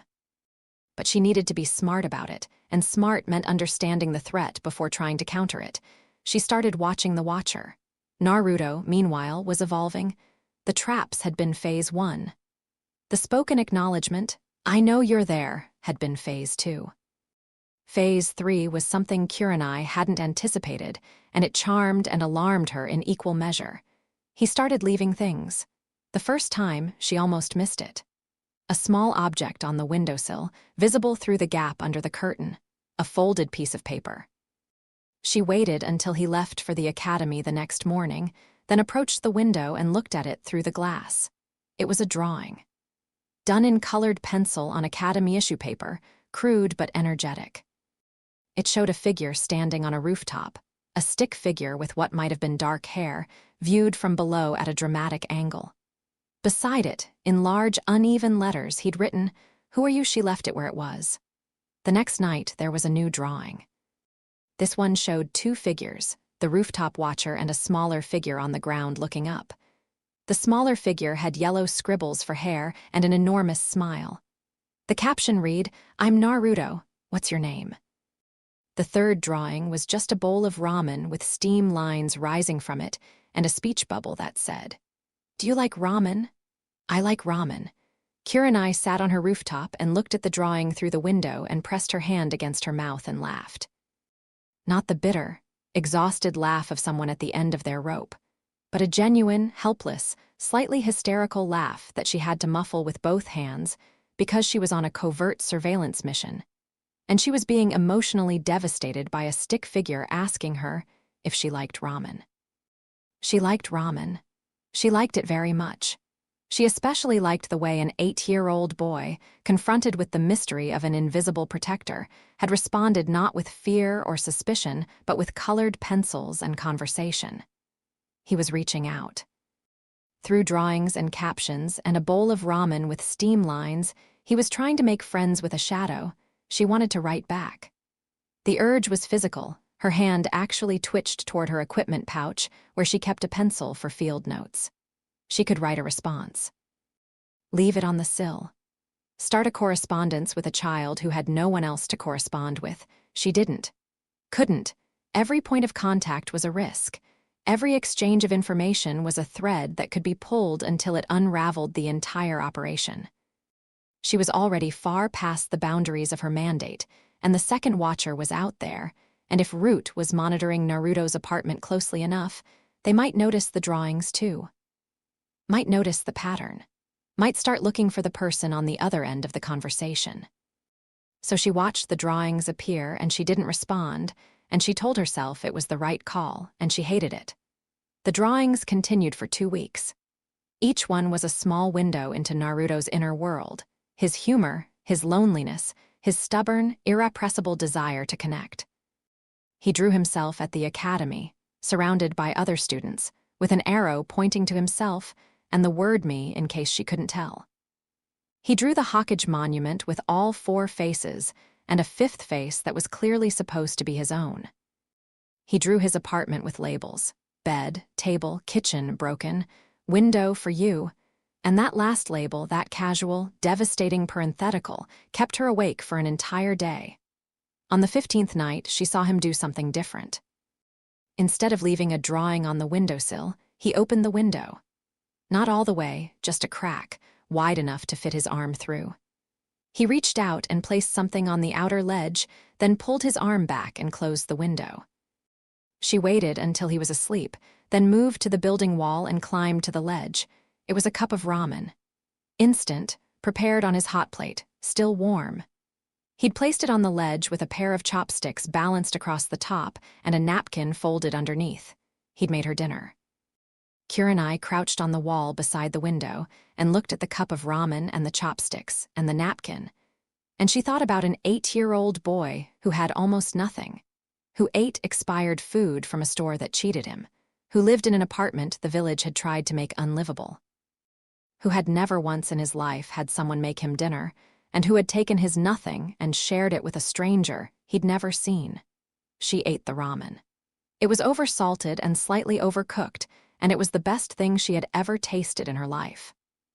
She left the empty cup on the ledge with the chopsticks placed neatly inside and the napkin folded on top, and she went back to her rooftop and resumed her watch. In the morning, she watched him find the empty cup. She watched his face through the window, the way he picked it up and held it, and looked at it with an expression of such pure, uncomplicated joy that the whole miserable world seemed to brighten around him for a moment. He looked out the window, scanning the rooftops, and she knew he couldn't see her, but she felt seen anyway. He grinned. The real grin, not the mask. She'd learned to tell the difference. The mask was wider, louder, performed for an audience. The real grin was smaller and slightly lopsided, and it reached his eyes. He whispered something she couldn't hear, and she read his lips. "You liked it." The encounter with Shui happened on a Thursday in the last place she expected. She'd been at the training grounds, working through advanced genjutsu sequences to maintain her edge. 7 weeks of surveillance with minimal combat practice had left her feeling dull, like a blade that hadn't been sharpened, and she was methodically working through the problem when she sensed someone behind her. Her response was automatic. She spun, kunai in hand, perception field expanding to catalog the threat. One person, standing at the tree line 15 meters away, making no effort to conceal their presence, arms at their sides, no visible weapons. The man was average height, lean build, with the kind of face you'd forget 10 seconds after looking at it. Brown hair, unremarkable features, no distinguishing marks. He wore civilian clothing, a dark jacket, plain pants, sandals that were standard issue but unbranded. Everything about him was designed to be invisible, and the very thoroughness of that invisibility told Kurenai exactly what she was looking at. "Yuhai Kurenai," the man said. His voice was flat, not hostile, not friendly. Toneless in the way that came from either extreme emotional control or the systematic removal of emotional capacity. "My name is Shui. I'd like to talk." Kurenai didn't lower the kunai. About what? About the boy. The training ground was empty. Mid-morning, off-peak hours, a stretch of forest and clearings that saw heavy use in the afternoons but was deserted now. No witnesses. No backup. The nearest occupied building was 400 meters south. "Start talking," she said. Shui took a step forward, not aggressive, measured. The step of someone who understood the precise boundary between approachable and threatening and had placed himself exactly on the line. "You've been conducting surveillance on Uzumaki Naruto for approximately 7 weeks. Nighttime hours, rooftop observation, with supplementary daytime monitoring of his academy attendance and daily routine. You're operating under verbal orders from the Hokage with no written mandate and no formal oversight. Your psychological profile indicates escalating emotional investment in the subject, evidenced by unsanctioned material support, a blanket, food items, intervention with the building superintendent. You're sleeping an average of 4 hours per night, and your combat readiness has declined measurably." He recited it the way you'd read a weather report, no inflection, no judgment, pure data. "You've been watching me," Kurenai said. Observation of the observation. "Standard counterintelligence practice. You identified my position 3 weeks ago. That was impressive. Most operatives take longer." He tilted his head. "You're good at your work. You care about the subject. These are both assets." "Assets for what?" "For keeping him alive." Shui's expression didn't change, but something in his voice shifted, a fractional warming, like a single degree of temperature added to a frozen lake. "I'm going to be direct with you, Yuhai. The Hokage's approach to the Jinchuriki is inadequate. You know this. You've documented it in more detail than anyone. The neglect, the hostility, the infrastructure failures, the seal instability, you've seen all of it, up close, night after night. And you've concluded, correctly, that the current situation is untenable." "Don't tell me what I've concluded." "I'm telling you what's obvious. The boy is suffering, the seal is compromised, the village has failed him. These are facts. The question is what to do about them." He paused. "My organization has resources. Training programs, medical support, psychological evaluation, structured development. We can provide what the village won't. Your organization." Kurenai let the words hang. "Root." Shui didn't confirm or deny. His face remained perfectly, professionally blank. "The boy has potential that is being wasted," he continued. "Not just the Ninetales, his own potential. His chakra reserves are extraordinary. His resilience is almost unprecedented. With proper guidance, he could be the most formidable shinobi of his generation. Without it, he'll remain what the village has decided he is, a nuisance, a pariah, a ticking bomb that everyone pretends isn't ticking. And your organization would guide him, out of the goodness of your hearts. Out of strategic necessity, Konoha is weakening, the other villages are strengthening. The balance of power that has maintained peace since the Third War is eroding, and when it breaks, not if, when, we will need every asset at our disposal. The Jinchuriki is not a child to be pitied. He is a strategic resource to be developed. Pity is a luxury. Development is survival. Kurenai lowered the kunai. Not because she felt safe, but because the conversation had moved past the point where a drawn weapon was relevant. This wasn't a combat encounter. It was a recruitment pitch. "You want me to hand him over," she said. "I want you to consider an alternative. What you're doing now, the rooftop vigils, the blankets, the rice balls, it's kind. It's humane. And it's completely insufficient. You can't protect him from the village. You can't stabilize the seal. You can't train him. You can't give him what he needs to survive what's coming. You're one person standing on a roof in the dark, and the dark is bigger than you." The words hurt because they were true. Not entirely true, truth was never entire, but true enough to land, and Shui knew it. He'd read her profile. He knew where the cracks were. "I'm not your enemy, Yuhai. I'm not even the Hawkage's enemy, whatever he may believe. I'm a pragmatist. The boy needs help. I can provide it. If you care about him as much as your behavior suggests, you should be willing to consider every option." "I've read Danzo's proposals," Kurenai said. "The training regimens. The emotional conditioning. The loyalty programming. You're not offering help. You're offering a different kind of cage." For the first time, something crossed Shui's face that might have been genuine emotion. Displeasure, maybe, or the shadow of an old argument he'd had before. "The cage he's in now is killing him slowly. You've watched it happen. Night after night, you've watched an 8-year-old drown and you've thrown him a blanket. I'm offering a lifeboat. A lifeboat that goes where you want it to go. Every lifeboat has a destination, Yuhai. The question is whether the destination is better than the drowning." They stood in the clearing, 15 meters apart, and the morning light filtered through the trees and made patterns on the ground between them. Kurenai's mind was working faster than it had in weeks. She was tired and angry, and the man in front of her was making arguments she couldn't entirely refute, and that was the most dangerous thing about him. "Let me tell you what I see when I look at Naruto," she said. "I see a kid who makes dinner for someone he's never met. I see a kid who draws pictures for a stranger because he'd rather talk to a shadow than to no one. I see someone who has been given every reason to be cruel and has chosen, on his own, without training or conditioning or anyone teaching him how, to be kind."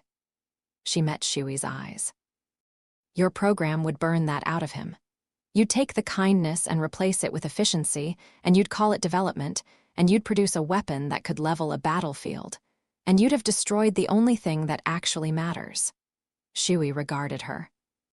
The blankness of his expression was absolute, and she couldn't tell if her words had reached anything behind it.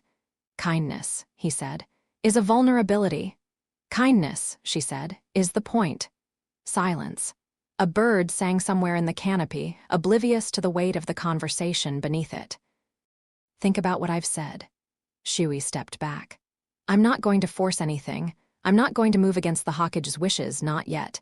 But the situation is deteriorating, and at some point, the calculus will change. When it does, I'd rather have you as an ally than an obstacle." He turned and walked into the trees. 3 steps, and he was gone, not a body flicker, just the unhurried disappearance of someone who understood how to become invisible without chakra. Kurenai stood alone in the training ground and replayed the conversation in her head, word by word, inflection by inflection. She catalogued every argument he'd made, every emotional pressure point he'd targeted, every subtle manipulation embedded in his reasonable, logical, almost compassionate pitch. Then she went to the Hawkage and told him everything. Saru Tobai listened without interrupting. When she finished, he was quiet for a long time. "Shui," he said. "I know the name. Former Anbu, recruited into Root approximately 6 years ago, specializes in intelligence gathering and asset development. He's one of Danzo's best.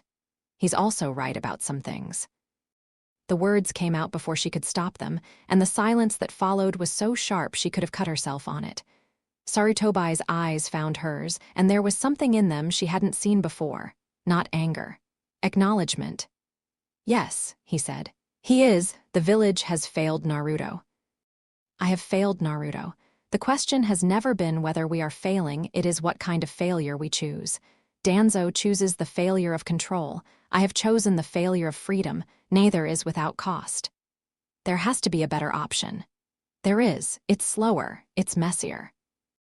It requires trust that may not be earned and patience that may not be rewarded.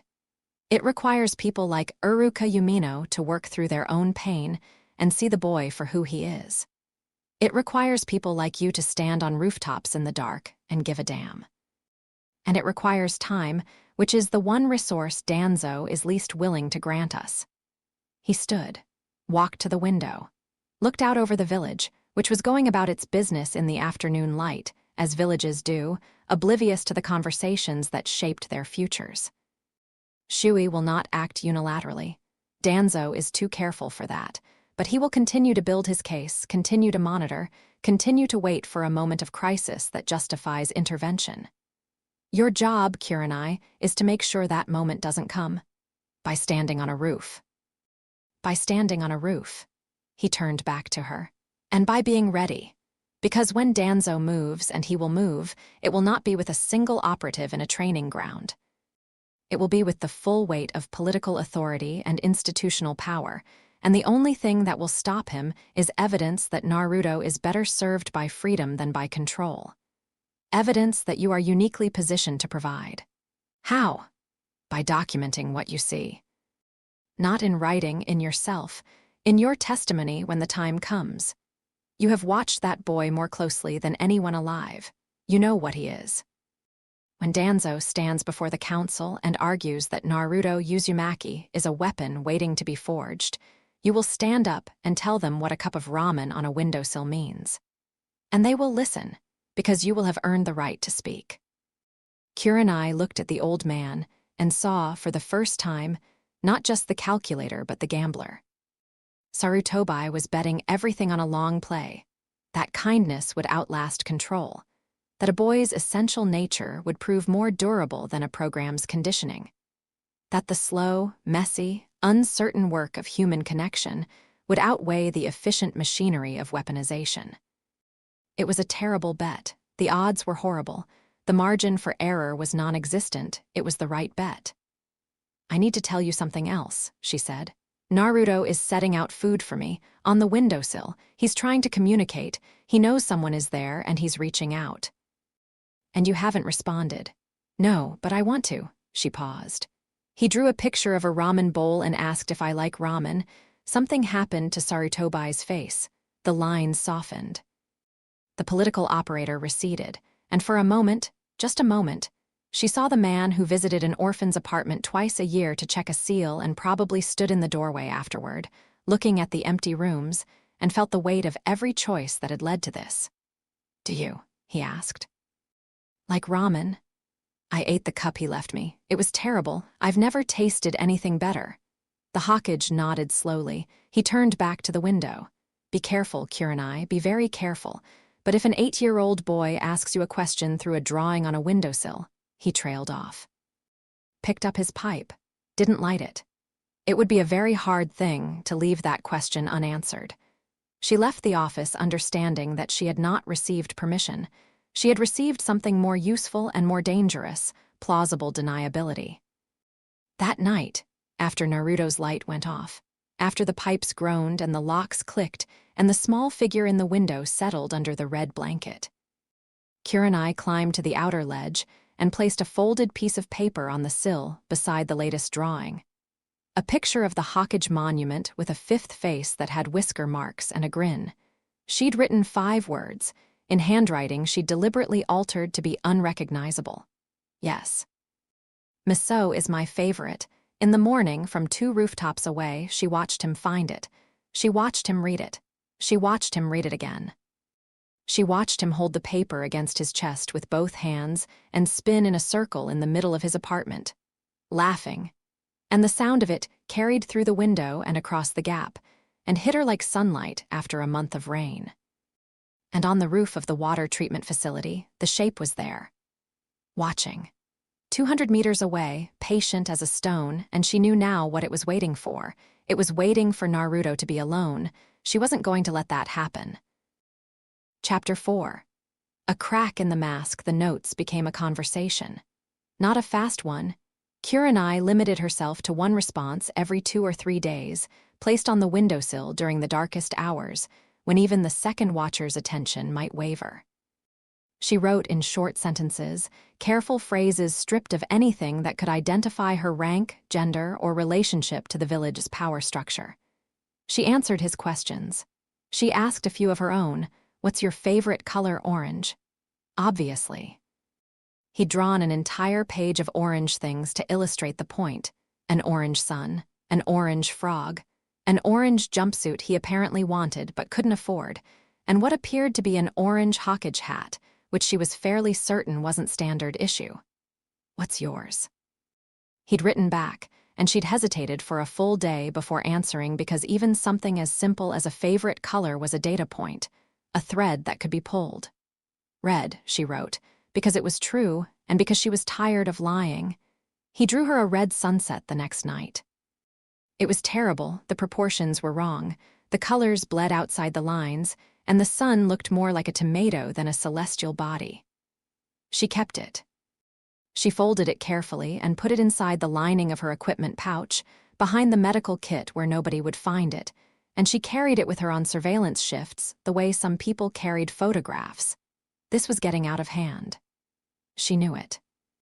She could feel the mission parameters stretching around her like a skin she'd outgrown, and every note she left on that windowsill was another stitch popping. She wasn't an operative conducting surveillance anymore.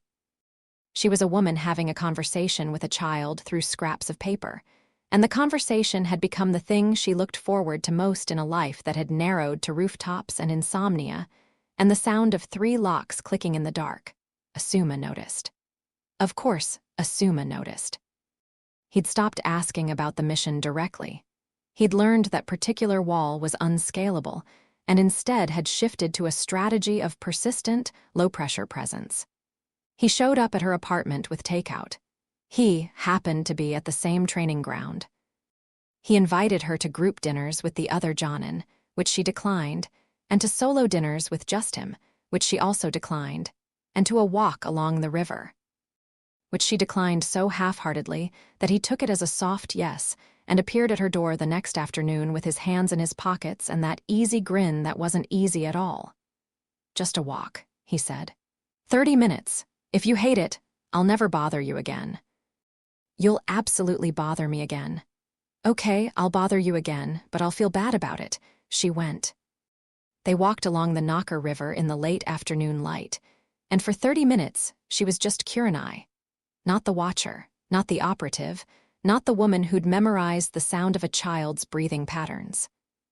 Just a Jonin walking with a man she cared about along a river that caught the sun and broke it into moving pieces. You're thinner, Asuma said. He didn't look at her when he said it, giving her the courtesy of obliqueness. I eat. Soldier pills don't count. I eat real food too, sometimes. Sometimes. He picked up a flat stone and skipped it across the water, 3 bounces. I talked to Genma last week. He said you turned down the joint mission to the land of rivers. I was busy. You were always going to say that, but Kurenai, that was an A rank. Good pay, interesting work, 3-week rotation with a solid team. 6 months ago, you would have jumped at it. She watched the river. The current was strong, autumn rains had swelled it, and the water moved with a kind of muscular purpose that she envied. The river knew where it was going. She'd forgotten. I can't leave the village right now, she said. Asuma was quiet for a while. They walked. The path curved around a stand of willows whose trailing branches drew lines on the water's surface, and the light shifted from gold to amber as the sun settled lower. Can't or won't? He asked, and it was the same question he'd asked weeks ago, and the answer was the same. Both. He stopped walking. She took 2 more steps before stopping too, turning to face him. He was standing with the river behind him and the willow shadows moving across his face, and his expression had lost the casual armor he usually wore. He looked worried. Not the performative worry of someone who thought they should be concerned, but the real thing, deep, quiet, and slightly scared. I'm not going to push, he said. I told you that, and I meant it, but I need you to answer one question honestly. Can you do that? She nodded. Are you okay? The question was so simple and so sincere that it bypassed every defense she'd built. She opened her mouth to say yes, to say fine, to say the same deflecting nothing she'd been saying for weeks. What came out instead was a sound that wasn't quite a word and wasn't quite a breath, and she pressed her lips together and looked away. Kurenai. I'm not okay, she said. I haven't been okay for a while, and I can't tell you why, and I'm sorry, and I need you to trust me that what I'm doing matters. Asuma looked at her for a long time. Then he closed the distance between them and put his arms around her, and she let him. And for a few seconds, she leaned into his chest and breathed tobacco smoke and warmth and let someone else carry the weight. Just for a moment. Just long enough to remember what it felt like. He didn't ask again. He walked her home. He left with a squeeze of her hand and a look that said everything he wasn't saying, and she watched him go and felt the twin pulls of gratitude and guilt twist together in her chest like rope.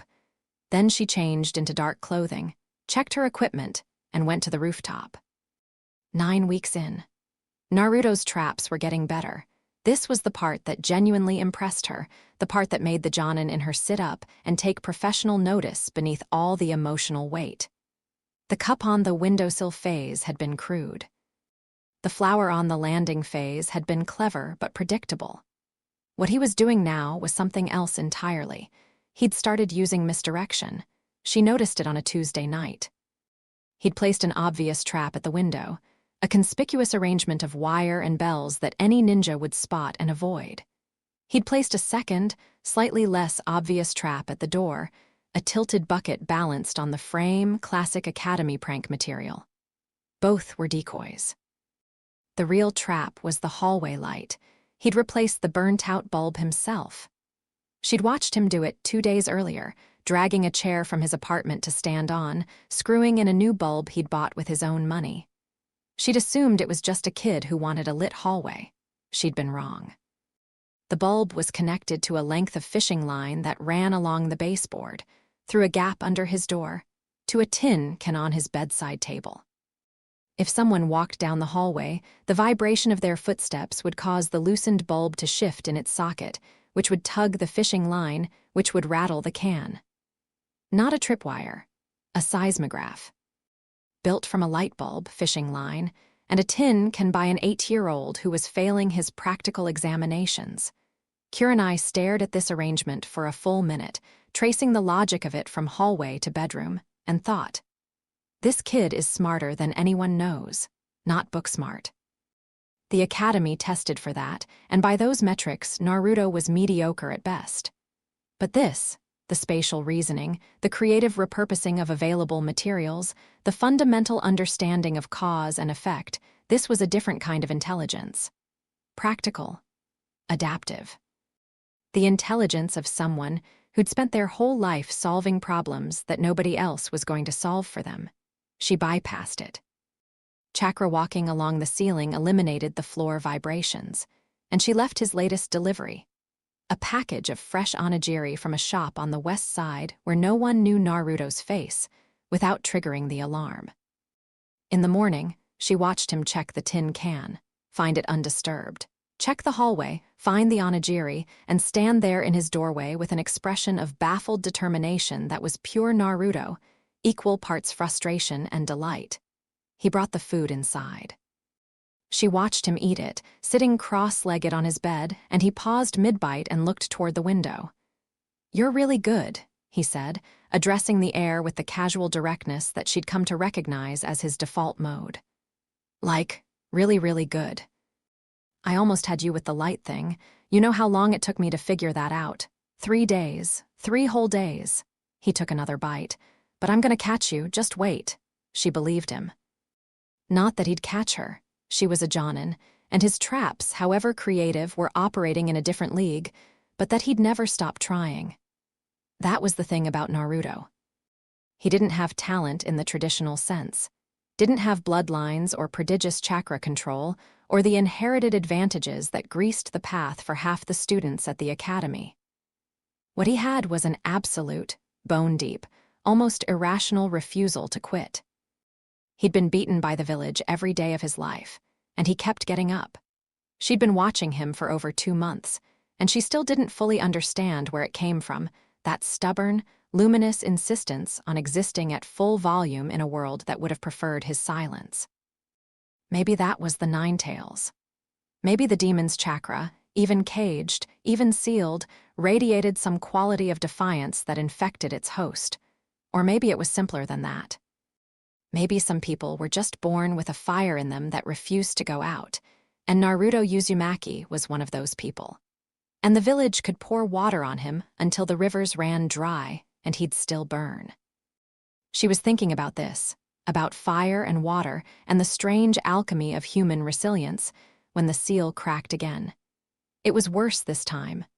The first fluctuation had been a pulse, a flare, a brief and terrible bloom of red light that contracted as quickly as it had expanded.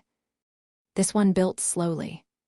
Kurenai felt it before she saw it, a pressure in the air, a thickening, as if the atmosphere around Block 7 were being compressed by an invisible hand. The temperature dropped. Not gradually, but all at once, 5 degrees in as many seconds, and her breath fogged in front of her face. Then the light. It came from the window of 4B, first as a faint glow, barely distinguishable from lamplight, then brightening, reddening, intensifying until the window was a rectangle of crimson in the dark face of the building. She could feel the chakra now, not as a spike but as a sustained wave, a continuous output that vibrated in her bones and made her teeth ache. She was moving before she finished deciding to move. Down from the rooftop, across the gap, up the wall to the window. She pressed her face to the glass and looked inside. Naruto was standing in the middle of the room. Not sitting, not lying in bed, standing, barefoot on the wooden floor, his arms hanging at his sides and his head tilted back. His eyes were open and they were not blue. They were red. Not the red of her own eyes, not the elegant crimson of a genjutsu specialist's Kekkei Genkai. A deeper red, a hungrier red, the red of something ancient and enormous looking out through holes that were too small for it. The light was coming from his stomach. Through his t-shirt, through his skin, the seal was visible as a pattern of black lines radiating outward from his navel, and between those lines, red light pulsed like blood through veins. The light was spreading, up his torso, down his legs, along his arms. Thin tendrils of red chakra were peeling off his skin like steam, curling into the air and dissipating, and wherever they touched the surfaces of the room, the wood darkened and the paint blistered. He wasn't screaming this time. He wasn't even grimacing. His face was blank, the same emptied expression she'd seen during the first fluctuation, but worse, because this time his mouth was moving. He was speaking, or something was speaking through him, a low, continuous murmur in a register that was too deep for an 8-year-old's vocal cords. And Kurenai's skin crawled with the animal recognition that the voice she was hearing did not belong to the boy. She had to go in. Protocol, mandate, orders, none of it mattered. She was going through that window. She reached for the latch. The red light exploded, not outward, inward. The tendrils of chakra that had been peeling off his skin suddenly reversed direction, slamming back into his body with a force that lifted him off his feet.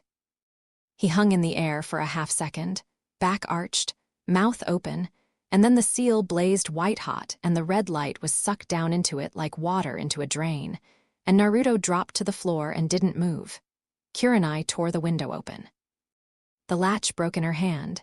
She'd used too much force, adrenaline overriding control. And she was through the gap and landing on the floor of the apartment in a crouch before the broken metal. More actions, write the next chapter now. Chapter 5. The weight of red thread Kurenai hit the floor of the apartment, and the smell hit her first, ozone and copper, and something older. Something that smelled like the deep earth after a lightning strike, as if the air itself had been burned from the inside out. The blistered paint on the walls was still warm to the touch. The wooden floorboards beneath her feet were darkened in a perfect circle around the spot where Naruto had been standing, scorched by chakra that had been there seconds ago and was now gone, pulled back behind the seal like a tide retreating from a shore it had nearly swallowed. Naruto was on the floor. Face down, arms splayed, completely still. The red blanket had been thrown from the bed during the fluctuation and lay crumpled against the far wall. The tin can from his seismograph trap had fallen from the bedside table and rolled to a stop against his outstretched hand. She crossed the room in 2 steps and dropped to her knees beside him. Her fingers found his neck. Pulse fast, thready, but there. She rolled him onto his back. His face was slack, unconscious, and in the faint light from the street she could see the aftermath written on his skin. The tendrils of red chakra had left faint marks along his arms and neck, thin lines like burns that were already fading. His eyes were closed. His breathing was shallow but regular. She ran through a field assessment. Airway clear, breathing stable, no visible fractures or contusions. Pulse normalizing. Core temperature, she pressed her palm to his forehead, elevated but dropping. The seal was visible through his shirt as a faint dark pattern that pulsed once, twice, then went still. Stable. Whatever had happened, whatever had opened, it had closed again. He was alive. He was okay. He was a small, unconscious boy on the floor of a cold apartment, and he was okay, and Kurenai's hands were shaking again, and she let them. She had maybe 30 seconds before she had to make a decision. Stay or go. If she stayed, and he woke, the anonymity she'd maintained for 2 months was over. He would see her face. He would know that his shadow protector was a woman with red eyes and dark hair who was currently kneeling on his floor with tears she hadn't authorized running down her cheeks. The operational security of the entire mission would be compromised. If she left, she'd be leaving an unconscious child alone on the floor after a seal breach. It wasn't a decision. It was barely even a thought. She lifted him. He weighed almost nothing, too light for his age, the accumulated consequence of a diet built on instant ramen and whatever she'd been leaving on his windowsill. She carried him to the bed, laid him down, and pulled the red blanket from where it had been thrown and spread it over him. She tucked it around his shoulders the way she imagined a mother would, though she had limited personal reference for the gesture. She smoothed his hair back from his forehead. It was damp with sweat and impossibly soft. His eyes opened. Not slowly, not gradually, all at once, the way you surface from a nightmare. Blue. They were blue again, deeply and unmistakably blue, and they focused on her face with the confused clarity of someone who didn't know where they were but knew that what they were seeing was important. Hey. Kurenai said. Her voice came out steadier than she felt. You're okay. You're in your apartment. You're safe. He stared at her. She watched his pupils dilate and contract as his eyes adjusted. She watched his gaze travel from her face to her dark clothing to the broken window behind her and back to her face. She watched the gears turn. You, he said. His voice was hoarse, scraped raw by whatever the seal had done to his vocal cords. You're the one. She didn't deny it. She didn't confirm it.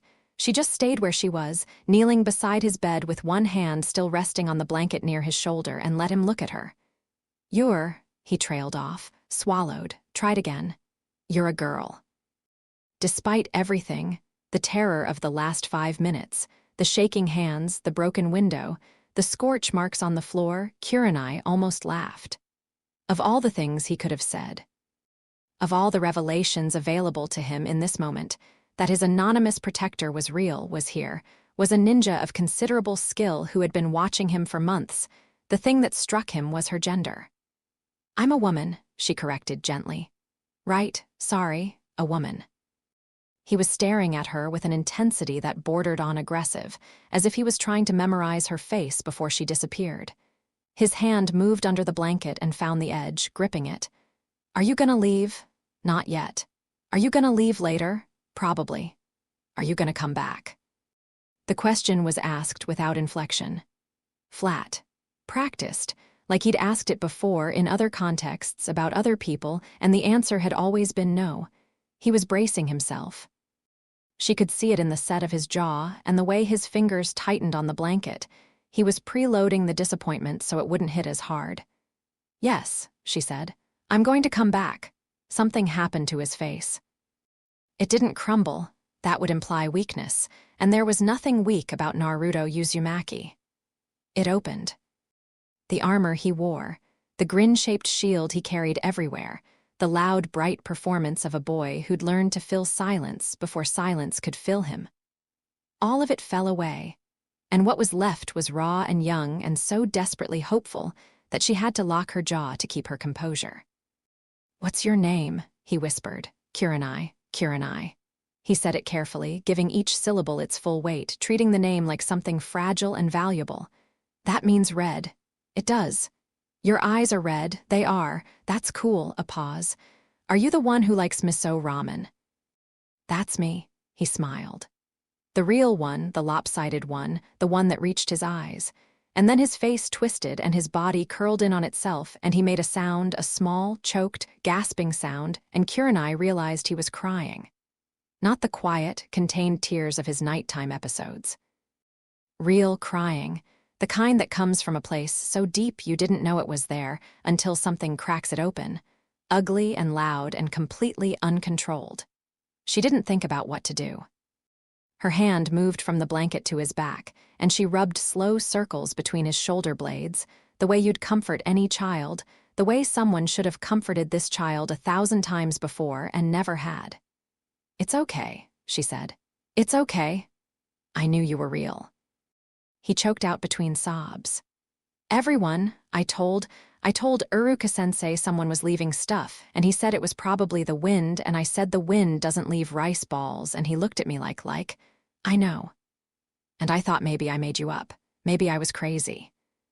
Maybe there was nobody, and I'm real, I'm here, you didn't make me up." He cried for a long time. She stayed. The broken window let in cold air, and the scorch marks on the floor cooled to dark stains, and the village slept around them in perfect ignorance. And Kurenai knelt beside the bed of the Nine-Tails Jinchuriki and rubbed circles on his back, and said words that meant nothing and everything. When the crying wound down, he was exhausted.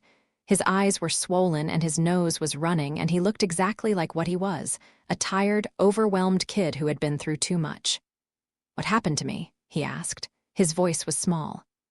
"Before, there was something red inside me. It hurt." The question she couldn't answer, the truth she couldn't give him.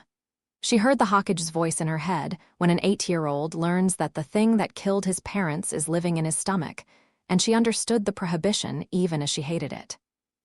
"I don't know everything about it," she said, which was not quite a lie, "but I know you're safe, it passed, it won't hurt you permanently. It's happened before, lots of times." He said this matter-of-factly in the tone of someone reporting weather. "Usually I just ride it out. Fall asleep after, wake up okay. You never told anyone." He gave her a look that was so old, so wearily knowing that it sat wrong on his 8-year-old face. "Who would I tell?" She didn't have an answer for that. She didn't have an answer for any of it. She had a hand on his back and a broken window and a name he was going to remember for the rest of his life, and she had no idea if any of it was enough. "I need to go," she said. "Not forever, but I need to go talk to someone about what happened tonight, someone who can help." The old man. "The Hokage," she blinked. "Why do you think? He's the only one who comes to see me, sometimes, not a lot, but sometimes." Naruto wiped his nose on the blanket. "Did he send you?" There it was, the question she'd been dreading. Not because the answer was complicated, but because the truth of it, yes, she'd been sent, yes. This had begun as a mission, yes. The first night on that rooftop had been an assignment and not a choice, would reshape everything. He would hear sent and understand duty. He would hear mission and understand obligation. The warmth, the notes, the ramen, he would retroactively code all of it as professional conduct rather than genuine care, and the fragile, extraordinary trust he'd just shown her would shatter. "He asked me to keep an eye on you," she said. "That was a while ago. What I've been doing since then, the blanket, the food, the notes, that wasn't him. That was me."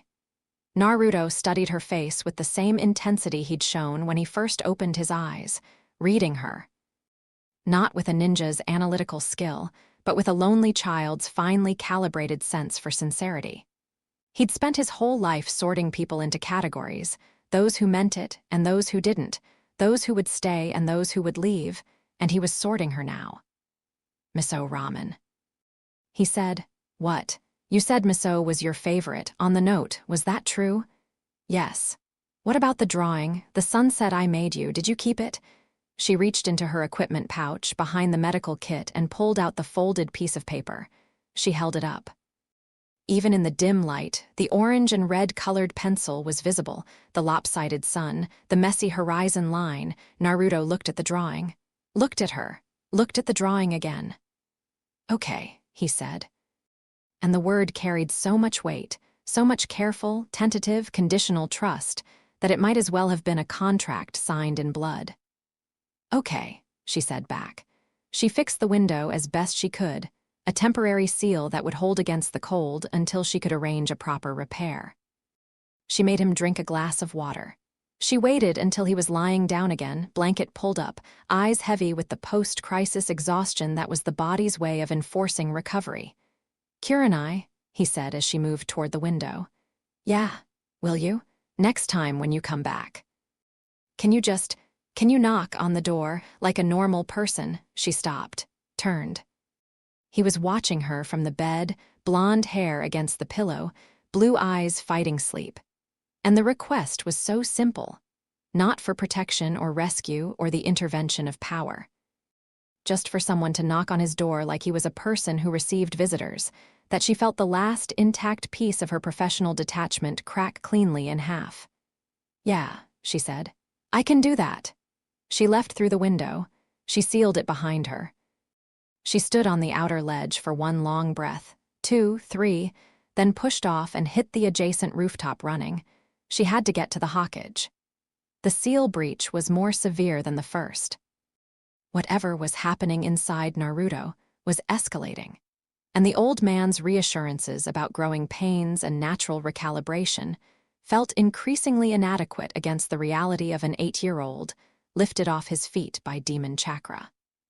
But first, she stopped on a rooftop 4 blocks from the hawkage tower, landed in a crouch, and looked back the way she'd come. The water treatment facility. 200 meters northeast of Block 7. She scanned the roofline. The shape was there. Not in its usual position, but closer, 50 meters closer than she'd ever seen it, on the edge of the facility's roof nearest to Naruto's building. It had moved during the seal breach. It had been drawn in by the chakra spike the same way she had, and it had moved from its observation post toward the target. As she watched, the shape shifted. Turned. And though the distance was too great and the darkness too deep for her to see details, she had the unmistakable, skin-crawling certainty that it was looking directly at her. It had seen her go through the window. It had seen her inside the apartment. It knew. The shape held her gaze, or seemed to, across the gulf of dark rooftops and sleeping streets for 3 seconds. Then it dropped from the roof and vanished. Kurenai's heart hammered. She'd been made.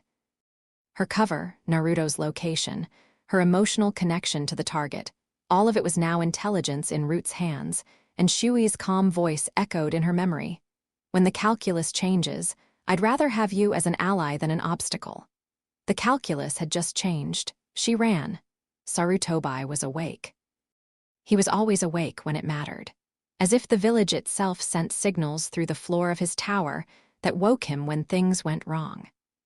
She found him in his office this time, fully dressed in his robes, pipe-lit, with a scroll open on his desk that he rolled shut when she came through the door. She told him everything. The seal breach, worse than the first, sustained output, vocal manifestation, physical levitation.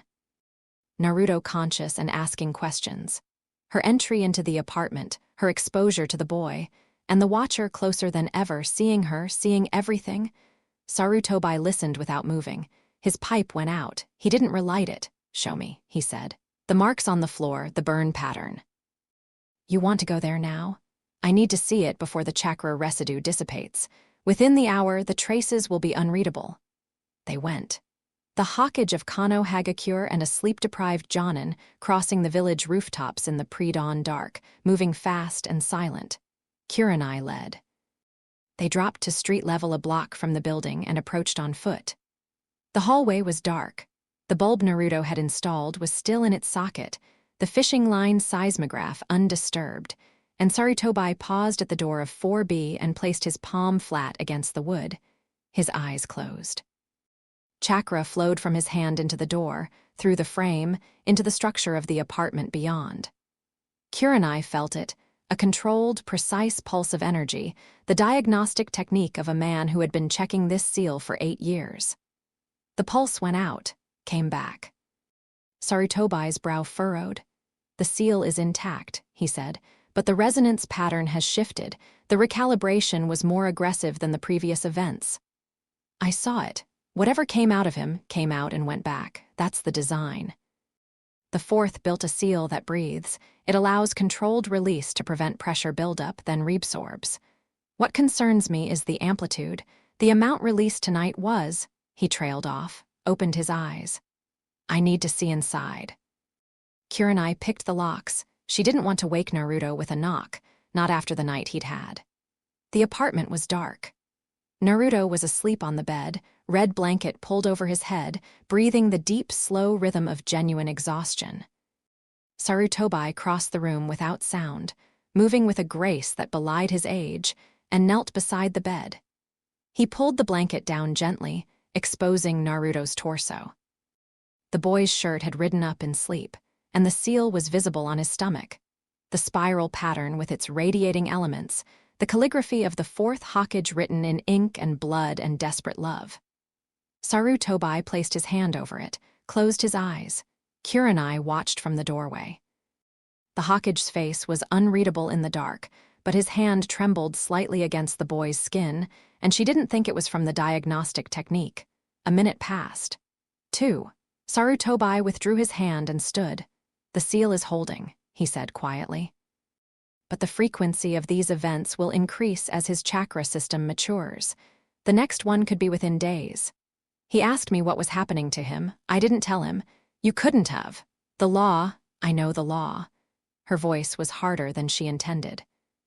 She softened it with effort, conscious of the sleeping boy 3 meters away. "I know the law. I also know that he's terrified and alone and experiencing something he doesn't understand, and the law is cold comfort at 3 in the morning when your body is on fire." Sarutobai looked at her. Then he looked at Naruto.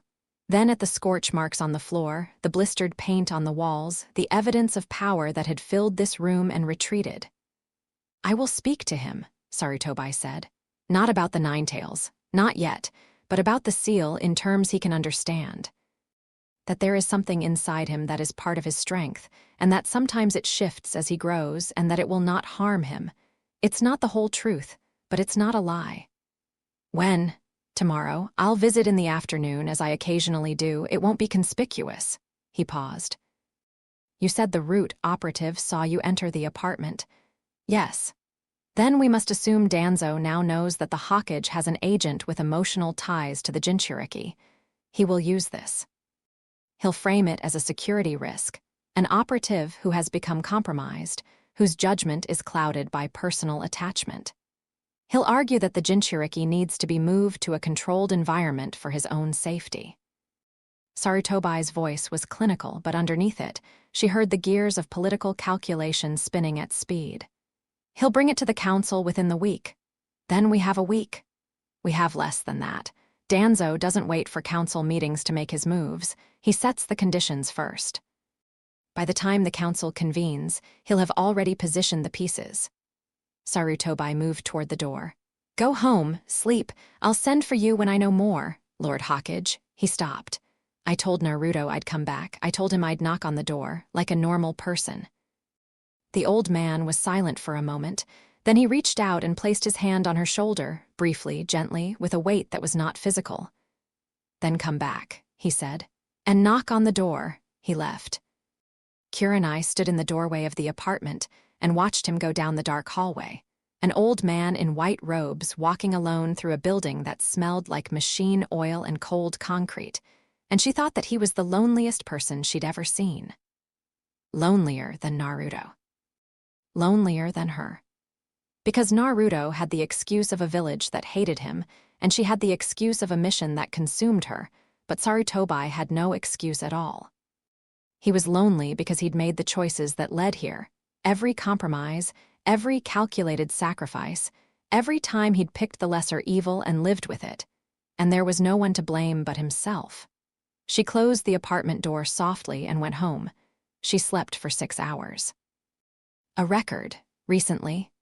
The next 3 days were the calm before something Kurenai could feel building like pressure behind her eyes. She went back to Naruto's apartment. She knocked on the door. He opened it so fast he must have been standing right behind it, waiting, and the expression on his face when he saw her.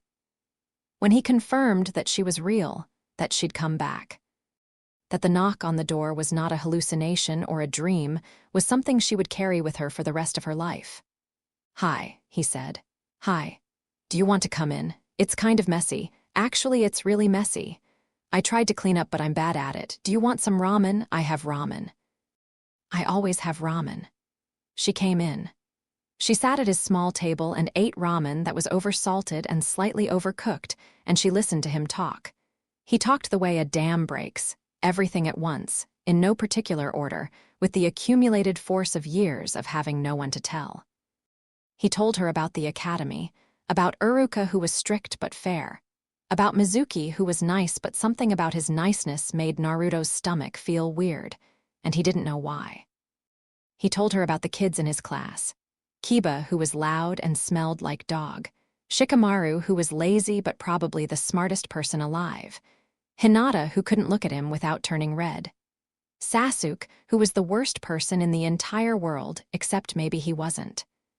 He told her about his dream of becoming Hokage, and he said it with the same matter-of-fact certainty with which he'd told her the sky was blue, and she believed him. Not because it was realistic, it wasn't, but because the force of his conviction was a physical thing, a heat you could feel, and she'd learned not to bet against heat. She came back the next day. And the next. Each visit was an hour, maybe 2. She came after dark, but before his bedtime, entering through the front door like a person, knocking like a person, sitting at his table like a person. The visits were structured around food. She brought real groceries, taught him to use the hot plate to cook things that weren't ramen, and watched him eat with the focused attention of someone who'd spent 2 months monitoring his caloric intake from a rooftop and could now do something about it. He asked her questions, not about the mission or the surveillance or the Hokage practical questions, the questions of a kid who'd been navigating the world without a manual. "Why do the shops charge me more than other people?" "Because they're wrong," she said, "and I'm working on it." "What's Genjutsu?" "Uruka-sensei talked about it, but I didn't really get it." She showed him. A minor illusion, a butterfly made of light that landed on his hand and flexed its wings. His eyes went wide. He spent 10 minutes trying to catch it before she dissolved the technique, and he looked at her with an expression of such transparent wonder that she had to look away. "Can you teach me that?" "Maybe someday. You need to get your chakra control up first." "My chakra control sucks." "Your chakra control needs work. You have a lot of chakra, more than most kids your age. That makes it harder to control, not easier. It's like..." She searched for an analogy. "Imagine trying to pour water from a giant bucket into a tiny cup. If you have a small bucket, it's easy. If you have a huge bucket, you need more practice to get the pour right." His face lit up. "So I'm not bad at it, I just have a bigger bucket. You have an enormous bucket," he grinned. "The real one. That's awesome. It will be awesome when you learn to pour." These were the moments that kept her going during what came next. Danzo moved on the 4th day. Kurenai was summoned to the Hokage Tower at 7 in the morning by an Anbu messenger who appeared on her windowsill with a scroll and disappeared before she could ask questions. The scroll contained 2 words, Council Chamber. She dressed in full Jonin uniform. Vest, forehead protector, equipment pouch. If this was what she thought it was, she wanted to walk in looking like what she was, a ranked officer of Konohagakure, not a sleep-deprived woman who'd been living on rooftops. The council chamber was in the basement of the Hokage Tower, a circular room with stone walls and a raised platform where the village elders sat. Kurenai had never been inside it. Most Jonin hadn't. The room smelled like old smoke and decisions made in the dark, and the lighting was deliberately dim. A design choice that obscured expressions and made it harder to read the faces of the people sitting in judgment. They were already assembled. Sarutobi in the center of the raised platform, flanked by the two elder advisors, Himura Mitokado and Koharu Udatane, relics of an earlier era whose faces looked carved from the same stone as the walls. And to the left, slightly apart, seated in a chair that had been placed with careful informality as if he'd simply wandered in and sat down, Danzo Shimura. He was smaller than she'd expected. Thin, weathered, one arm in a sling that she knew concealed something more than an injury. His visible eye was dark and sharp, and it found her the moment she entered the room with the precision of a predator-identifying movement. His face showed nothing. His posture showed nothing. He was a void in human form, and the void was watching her. There were two other people in the room. One was an aide Kurenai didn't recognize, a young man with a clipboard who stood behind the elders' platform. The other was Shui. He stood against the far wall, arms folded, wearing the same unremarkable civilian clothes he'd worn in the training ground. His face was the same blank surface. He nodded to her when she entered, a small professional acknowledgement, almost courteous, and she didn't nod back. "Yuhai Kurenai," Koharu said. Her voice was dry and precise. "You've been conducting unauthorized surveillance on the village Jinchuriki." "The surveillance was authorized by the Hawkage," Kurenai said, verbally, with no written mandate, no oversight structure, and no accountability mechanism. Koharu's eyes were like pebbles. "That is, at best, irregular." "This council has reviewed the situation and has concerns," Himura added. His tone was marginally warmer than Koharu's, which meant it was merely cool instead of cold. "The Jinchuriki is a village asset of critical importance. His security cannot be entrusted to an informal arrangement, however well-intentioned." Kurenai looked at Sarutobi. The Hawkage's face was unreadable. He was smoking his pipe, which meant he was either calm or performing calm, and she couldn't tell which. "Shimura Danzo has submitted a formal proposal to the council," Koharu continued. "He proposes that the Jinchuriki be relocated to a secure facility within the village and placed under structured oversight by trained personnel. The proposal includes provisions for education, physical training, medical monitoring, and psychological evaluation. It is comprehensive and professionally prepared." "I'm sure it is," Kurenai said. Danzo spoke for the first time. His voice was low, controlled, and completely devoid of warmth. "Yuhai, I have no personal interest in this matter. My concern is for the village. The boy is vulnerable. His seal is unstable. His living conditions are inadequate. These are not opinions. They are facts established by your own observations. I am proposing a solution. You're proposing a cage. I'm proposing safety." The boy was found unconscious on the floor of his apartment 4 nights ago after a seal breach that produced measurable chakra output across 3 city blocks. The breach was detected by no fewer than 4 independent sensor stations, all of which logged the event but did not trigger an emergency response because, as you may know, the detection thresholds had been adjusted to accommodate previous fluctuations. He paused. Let that land. This adjustment, made by the Hawkage, effectively blinded the village's early warning system to a Jinchuriki seal breach. Had the breach been more severe, the village would have had no warning, no evacuation, no response. The elders exchanged a glance. Kurenai could feel the weight of the room shifting, the way political gravity bends toward the person making the most reasonable-sounding argument. "The boy needs structure," Danzo continued. "He needs training. He needs medical attention from specialists who understand the seal's mechanics. He needs a controlled environment where fluctuations can be monitored and managed in real time, not observed from a rooftop by a single operative who has, by her own admission, become emotionally compromised." "I am not emotionally compromised." "You entered the Jinchuriki's apartment during an active seal breach. You made physical contact. You revealed your identity. You have since been visiting him regularly, sharing meals, engaging in personal conversation. You carry a drawing he made in your equipment pouch." Danzo's eye didn't move from her face. "These are the actions of someone who has lost professional objectivity. I do not say this to condemn you. Emotional attachment to a subject is a known occupational hazard of long-term surveillance, but it disqualifies you from the role you've been assigned. Every word was a scalpel. Every fact was accurate. Every conclusion was wrong, and Kurenai could see the wrongness clearly but couldn't find the words to make it visible, because the wrongness wasn't logical, it was moral. Danzo's logic was perfect. His framework was complete. He had identified every failure, every risk, every vulnerability, and he had proposed a solution that addressed all of them.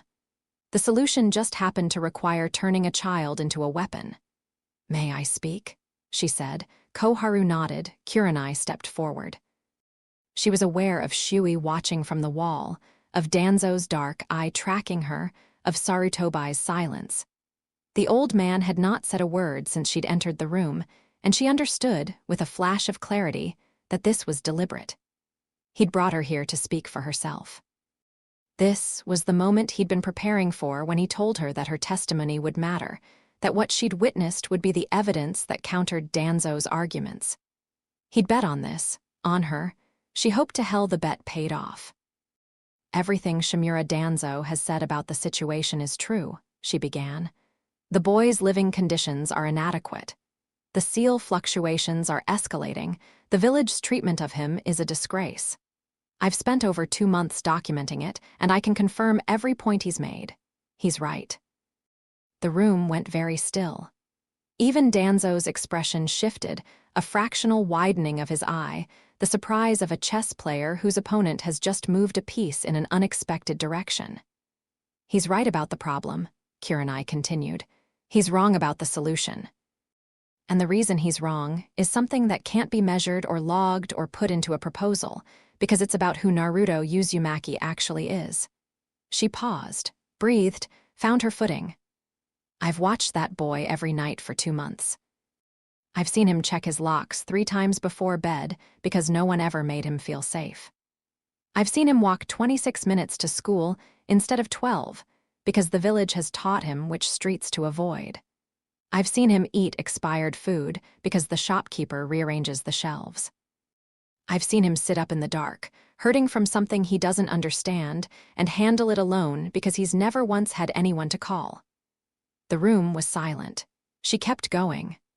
"I've also seen him set a place at the table for someone who isn't there. I've seen him draw pictures for a stranger he's never met. Not out of loneliness, but out of generosity. Because even after everything this village has done to him, his first instinct is to reach out. I've seen him make a cup of ramen and leave it on the windowsill for a shadow on a rooftop, because he'd rather share what little he has than eat alone. I've seen him build traps, clever, creative, genuinely impressive traps, not to protect himself, but because he wanted to find me. Not to stop me, to know me." She looked at Danzo. "Your proposal would take all of that and burn it out of him. Your training regimens, your conditioning protocols, your psychological templating, they're designed to produce an asset. A tool. A weapon that follows orders and doesn't ask questions. And they'd work. I have no doubt they'd work. You'd get exactly what you want. But what you'd destroy in the process is the thing that makes him valuable beyond any military application. You'd destroy a kid who makes dinner for ghosts." Danzo's expression was stone. "Sentiment," he said, "is not a strategic argument. It is the only strategic argument that matters. You want to know why Konoha's Jinchuriki is stable? Why the seal holds? Why an 8-year-old boy can endure something that would shatter most adults and get up the next morning and go to school with a smile? It's not because the 4th seal is perfect. It's because Naruto is kind. His emotional resilience, the thing you'd condition out of him, is the thing keeping the seal intact.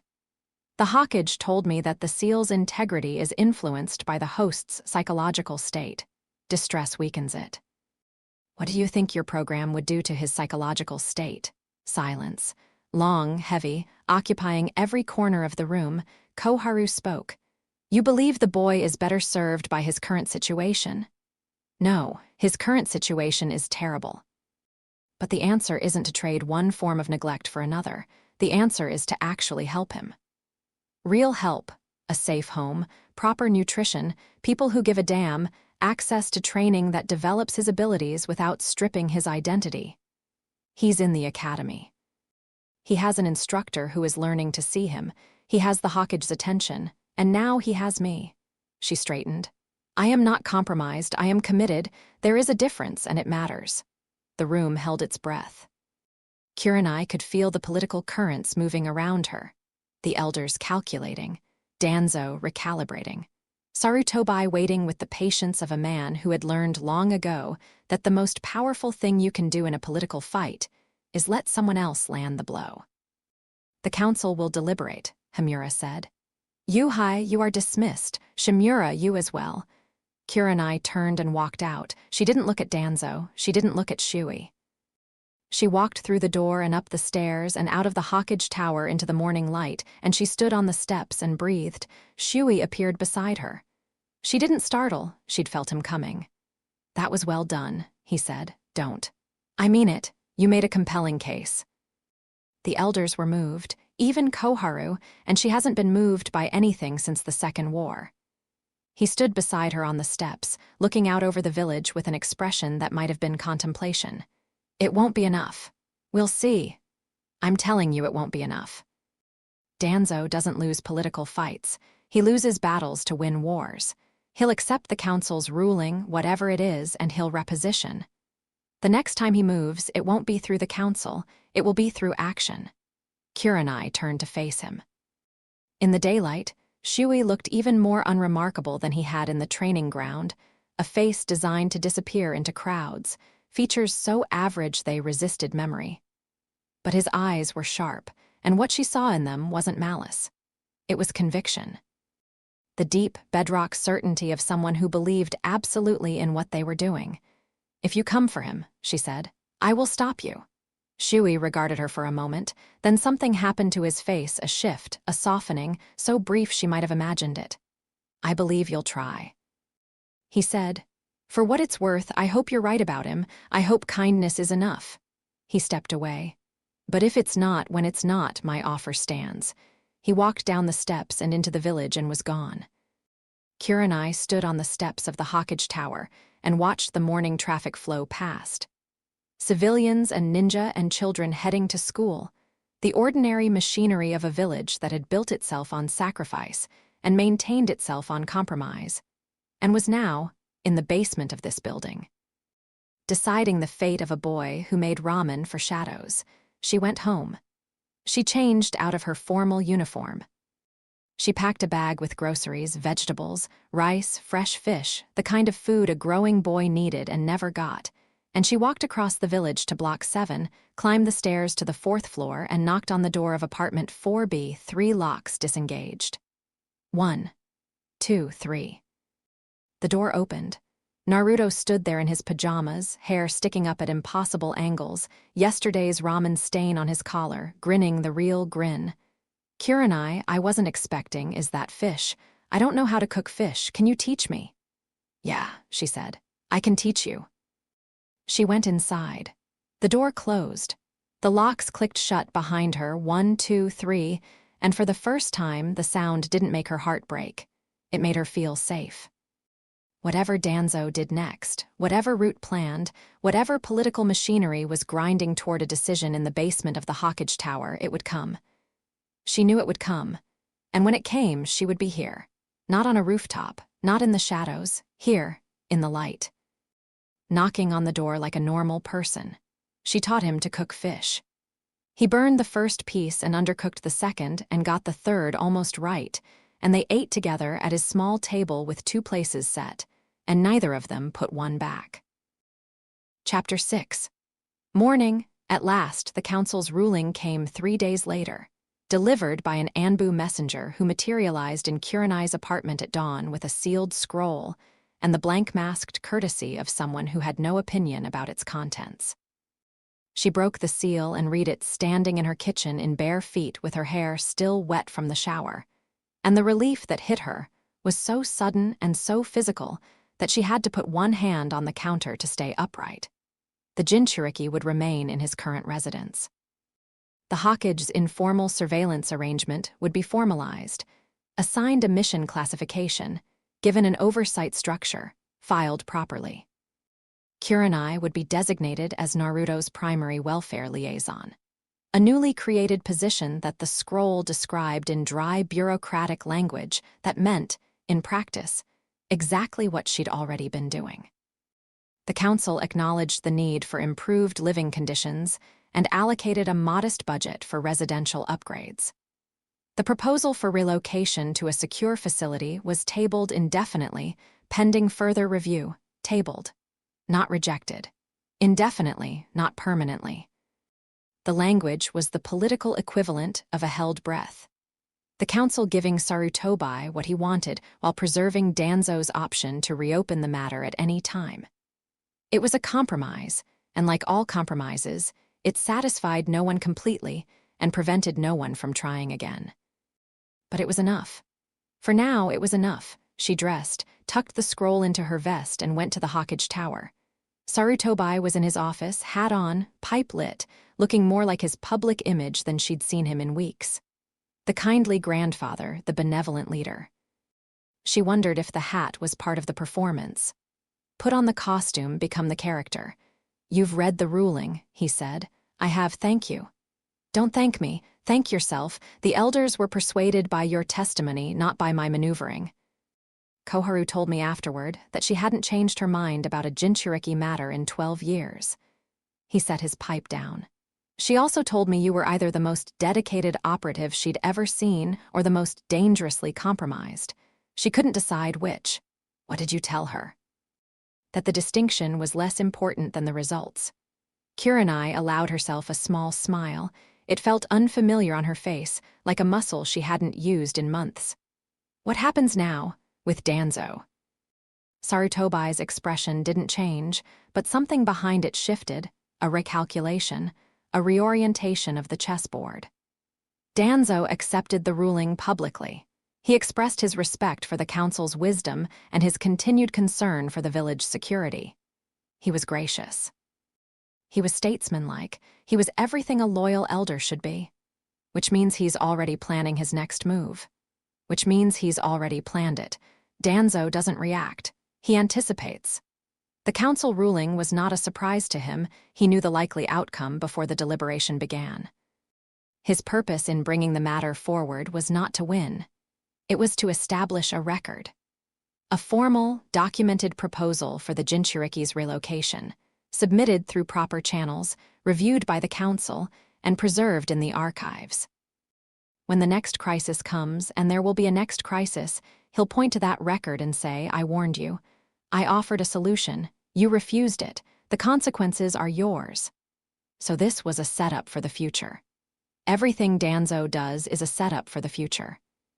He's the most patient man I've ever known, and patience in a man with his convictions is a more dangerous weapon than any jutsu.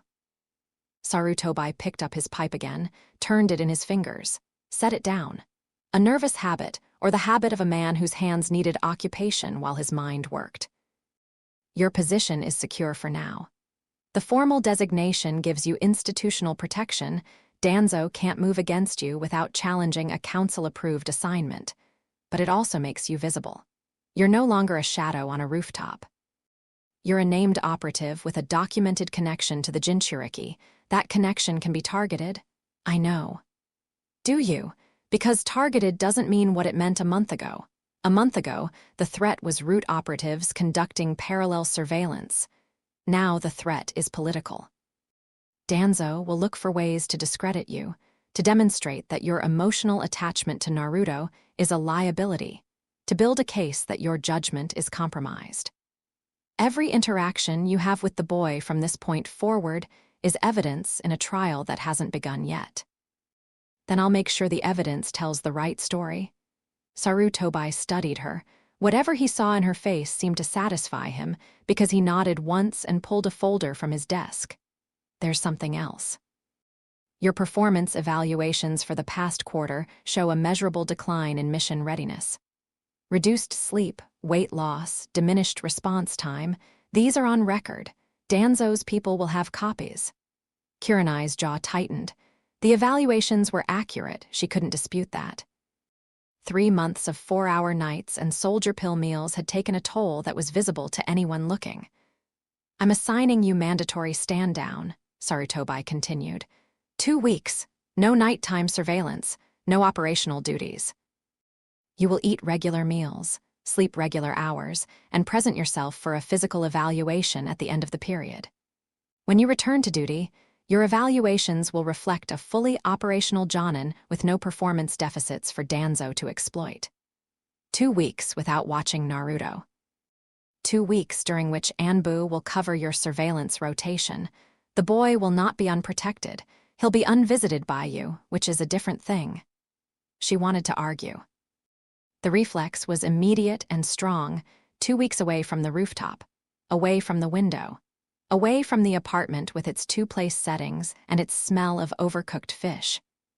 The hook in her sternum was pulling, the same hook that had dragged her back to the rooftop. Every night she'd tried to take off, and the thought of not going was genuinely, physically uncomfortable.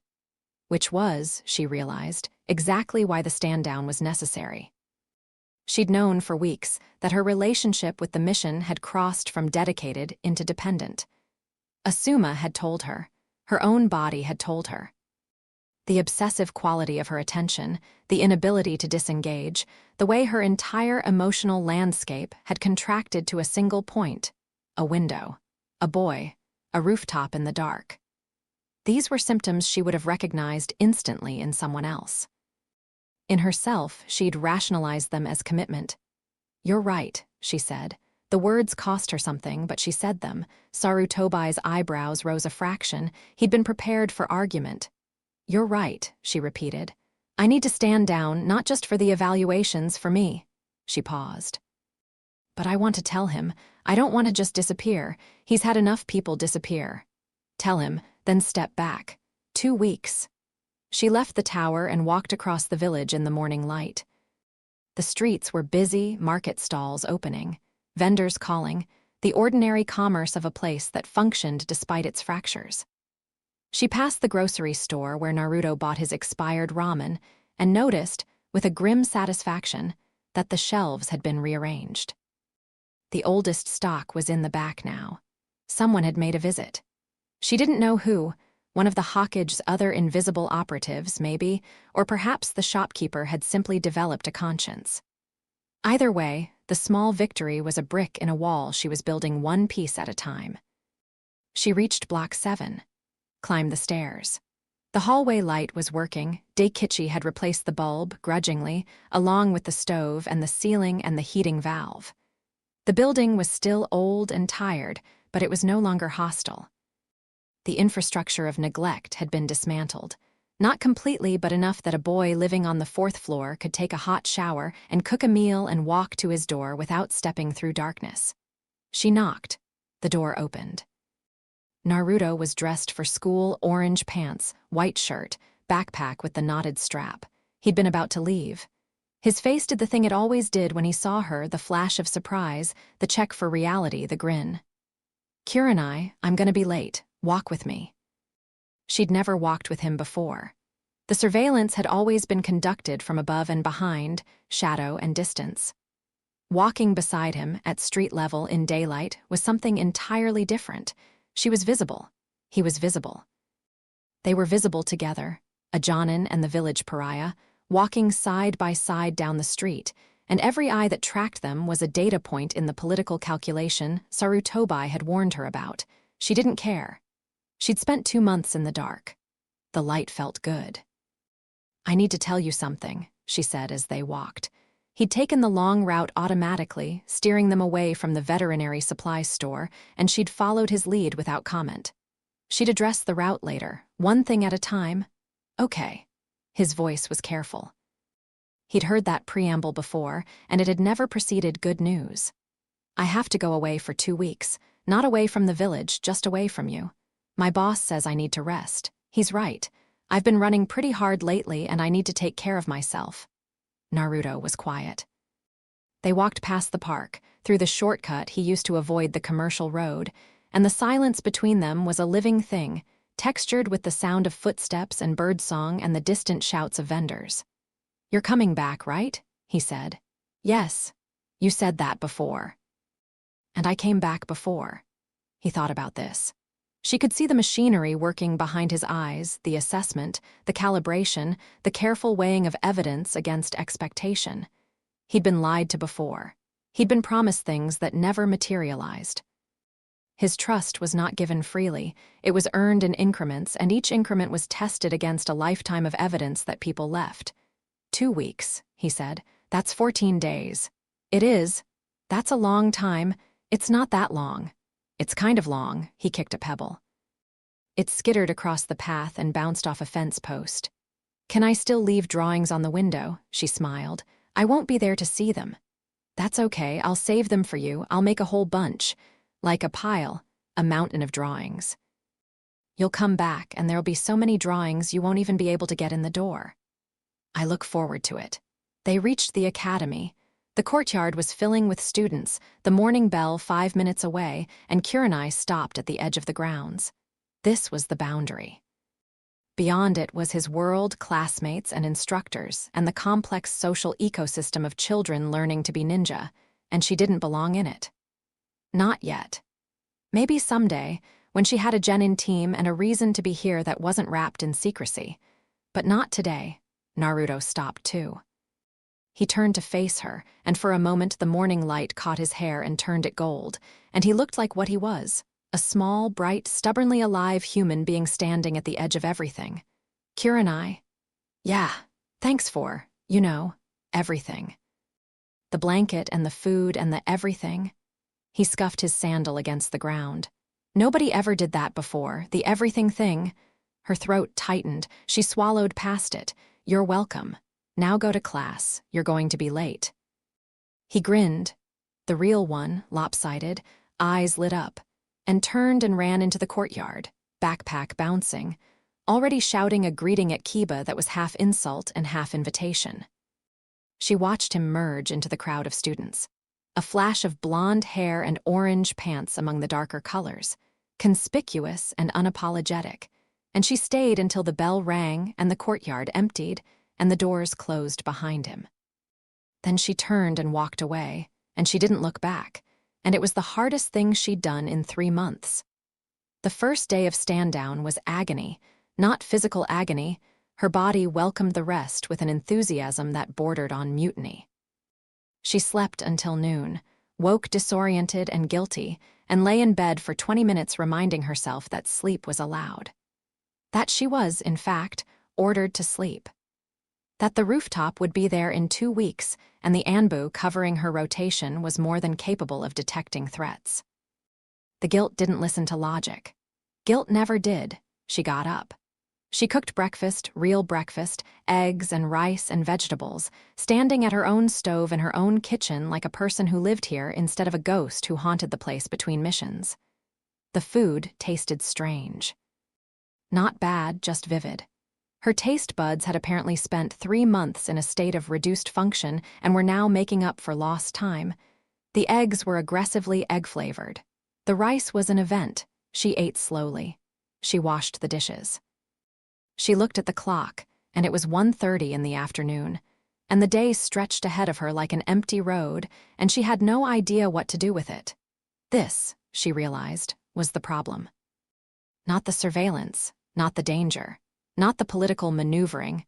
The problem was that she had built her entire existence around a single purpose, and now the purpose had been temporarily removed, and she didn't know who she was without it. The mission had become her identity. Asuma had tried to tell her. Sarutobi had tried to tell her. She hadn't listened because listening would have required her to look at the thing she was using Naruto to avoid. She was lonely, not the productive loneliness of a professional who chose solitude for operational reasons. The real kind. The kind she'd known as a child, when her mother was there but not there, when the apartment was full of a person's physical presence but empty of their attention. And Kurenai had learned to fill the silence by becoming very, very good at something. Genjutsu. The art of creating worlds that weren't real to compensate for a reality that wasn't enough. She'd found Naruto and recognized the loneliness because it was her own, reflected back at her in a smaller, blonder, louder package. And she'd thrown herself into fixing his because fixing someone else's was so much easier than facing your own. The rooftop had been a refuge. The surveillance had been a purpose. The growing connection with the boy had been, she forced herself to think the word, a substitute. Not for a child she'd lost, because she'd never had one. For the connection she'd never had. For the experience of being needed by someone who needed her back. This wasn't a comfortable realization. She sat with it anyway. She sat on her kitchen floor with her back against the cabinet, the same position she'd taken the night she'd cried, the night after Naruto's voice through the window. And she let the realization occupy the space it needed. She was using him. Not maliciously, not consciously, not in any way that harmed him, but the asymmetry was there. He was a child who needed an adult's protection. She was an adult who needed a child's need. The relationship was real, the care was genuine, but the engine that drove her obsessive, self-destructive commitment to the mission was not altruism. It was hunger. Her own hunger, fed by his. If she didn't address this, it would consume them both. She'd become something suffocating, a protector who couldn't let go, a guardian whose love was a cage. She'd become, in her own way, what she'd accused Danzo of being, someone who controlled under the banner of caring. She stood up. She got dressed. She went outside.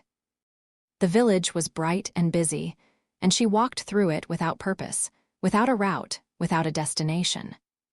She passed through the market district and the training grounds and the residential blocks, and she saw Konoha the way she hadn't seen it in months. As a place she lived in rather than a landscape, she moved through on the way to a rooftop. The colors were saturated. The sounds were distinct. A child laughed somewhere to her left, and she didn't flinch, didn't immediately calculate the child's age and location and threat profile. She just heard a child laugh. She ended up at the memorial stone. She hadn't planned to come here, but her feet knew the way without being told, and she stood in front of the carved names in the afternoon light and found her father's. 7th row, 3rd column, Yuhai Shinku. "I'm in trouble, Dad," she said quietly. Not to the stone, to the air, to the memory, to whatever remained of a man she'd loved and lost before she was old enough to understand what losing meant. "I found a kid who reminds me of me, and I threw myself into saving him because it was easier than saving myself. And I don't know how to do both." The stone didn't answer. Stones never did. But saying it out loud made it real in a way that thinking it hadn't, and the realness was what she needed. She could work with real. She'd been trained to work with real. She touched the carved name, Yuhai Shinku, worn smooth by her fingers over the years, and left. Asuma was sitting on the bench by the path that led away from the memorial stone. He was smoking, legs crossed, casual as a cat in sunlight. He didn't look surprised to see her, which meant he'd followed her here or anticipated her trajectory or both. "Fancy meeting you here," he said. "You're a terrible actor. I'm an excellent actor. I'm just not trying very hard." He scooted over on the bench, making room. She sat. They were quiet for a while, sharing the bench and the afternoon and the particular silence of two people who had things to say and were negotiating who would go first. Kurenai went first. "I've been assigned a mandatory stand-down. 2 weeks. The Hawkage thinks I need to recover." "The Hawkage is right. I know he is, I told him so." Asuma's eyebrows went up. He turned to look at her, cigarette forgotten between his fingers, and she saw the surprise he was too slow to hide. "You agreed, willingly? Don't look so shocked." "I'm not shocked. I'm okay. I'm a little shocked." He recovered his composure and took a drag on his cigarette. "So, 2 weeks of rest. What's the plan?" "I don't have one. That's part of the problem. I've spent 3 months with exactly one thing in my life, and now that thing is on hold and I don't know what to do with myself." She stared at the trees across the path. "I sat on my kitchen floor this morning and had a personal crisis. It was very productive. Kitchen floor crises are underrated. I realized some things, about myself, about why I was doing what I was doing beyond the obvious reasons." She paused. The words were there, but saying them to Asuma felt different than saying them to a memorial stone. More exposed, more real. "I was lonely. Not the mission me. I was lonely before the mission started, and the mission gave me a way to not feel it, someone to care about, someone who needed me. It was real, the caring was real, but the intensity of it, the obsessiveness, the way I couldn't stop. That was about me, not about him. Asuma was quiet for a long time. The cigarette burned down between his fingers and he let it, watching the smoke curl upward in the still air. I know. He said, You know, Kurenai, I've known you for 15 years. I knew you were lonely before you did. I've been watching you be lonely since we were genin. You handle it the same way you handle everything, with incredible competence and total denial. He dropped the cigarette butt and ground it out. I tried to tell you, multiple times, you're not great at hearing things you're not ready to hear. I'm hearing it now. Yeah. He looked at her, and the look was the same one he'd given her by the river, worried, scared, gentle. You are. They sat on the bench as the afternoon light lengthened, and the shadows of the trees stretched toward them across the path. She told him about the mission. Not the classified details, not Naruto's name, not the seal, not route, but the shape of it. The emotional landscape. The way it had hollowed her out and filled her up simultaneously. He listened the way he always listened, with his whole body, leaning slightly toward her, cigarette unlit in his fingers, attention undivided. I need help, she said. Not with the mission, with me. I need to remember how to be a person who has more than one thing. That's what the 2 weeks are for. That's what I'm hoping. He reached over and took her hand. Not dramatically, not romantically, just a hand, warm and solid, holding hers on the bench between them. She let him. She held on. Dinner tonight, he said. Real dinner, at a restaurant, with another human being who will talk to you about things that aren't related to your mission. That sounds terrifying. It should. You've been feral for 3 months. We need to reintroduce you to society gradually. He squeezed her hand. Dinner, 8 o'clock. That barbecue place Choser runs. I'll pick you up. Okay. Okay. He let go of her hand and stood. He stretched, rolling his shoulders, performing casualness while she watched from the bench. He was giving her space. He'd always been good at that, knowing when to push and when to step back, reading the distance she needed with the same precision he applied to wind nature jutsu. Asuma, he turned. Thank you for being here, for not giving up on me even when I was giving you every reason to. Something moved across his face, not quite a smile, not quite tears. Something in between that he handled with the same easy grace he brought to everything. I'm a Sarutobi. We're stubborn. It's genetic. He walked away. She watched him go and felt the space he'd left, not as an absence but as a shape. The shape of a person who showed up, again and again, without being asked, without being thanked, without any guarantee that his presence mattered. He'd been her Kurenai. Standing on his own metaphorical rooftop, watching her from a distance, leaving rice balls on the landing of her life. And she'd been too consumed by her own mission to see it. She saw it now. The 2 weeks passed. They were not easy. The first 3 days were the worst. The restlessness. The compulsive checking of the clock at 10 p.m. when she would normally be heading to the rooftop. The dreams about the window and the blanket and the sound of locks clicking. She couldn't turn off the part of her brain that tracked Naruto's routine. At 10:30, he'd be going to bed.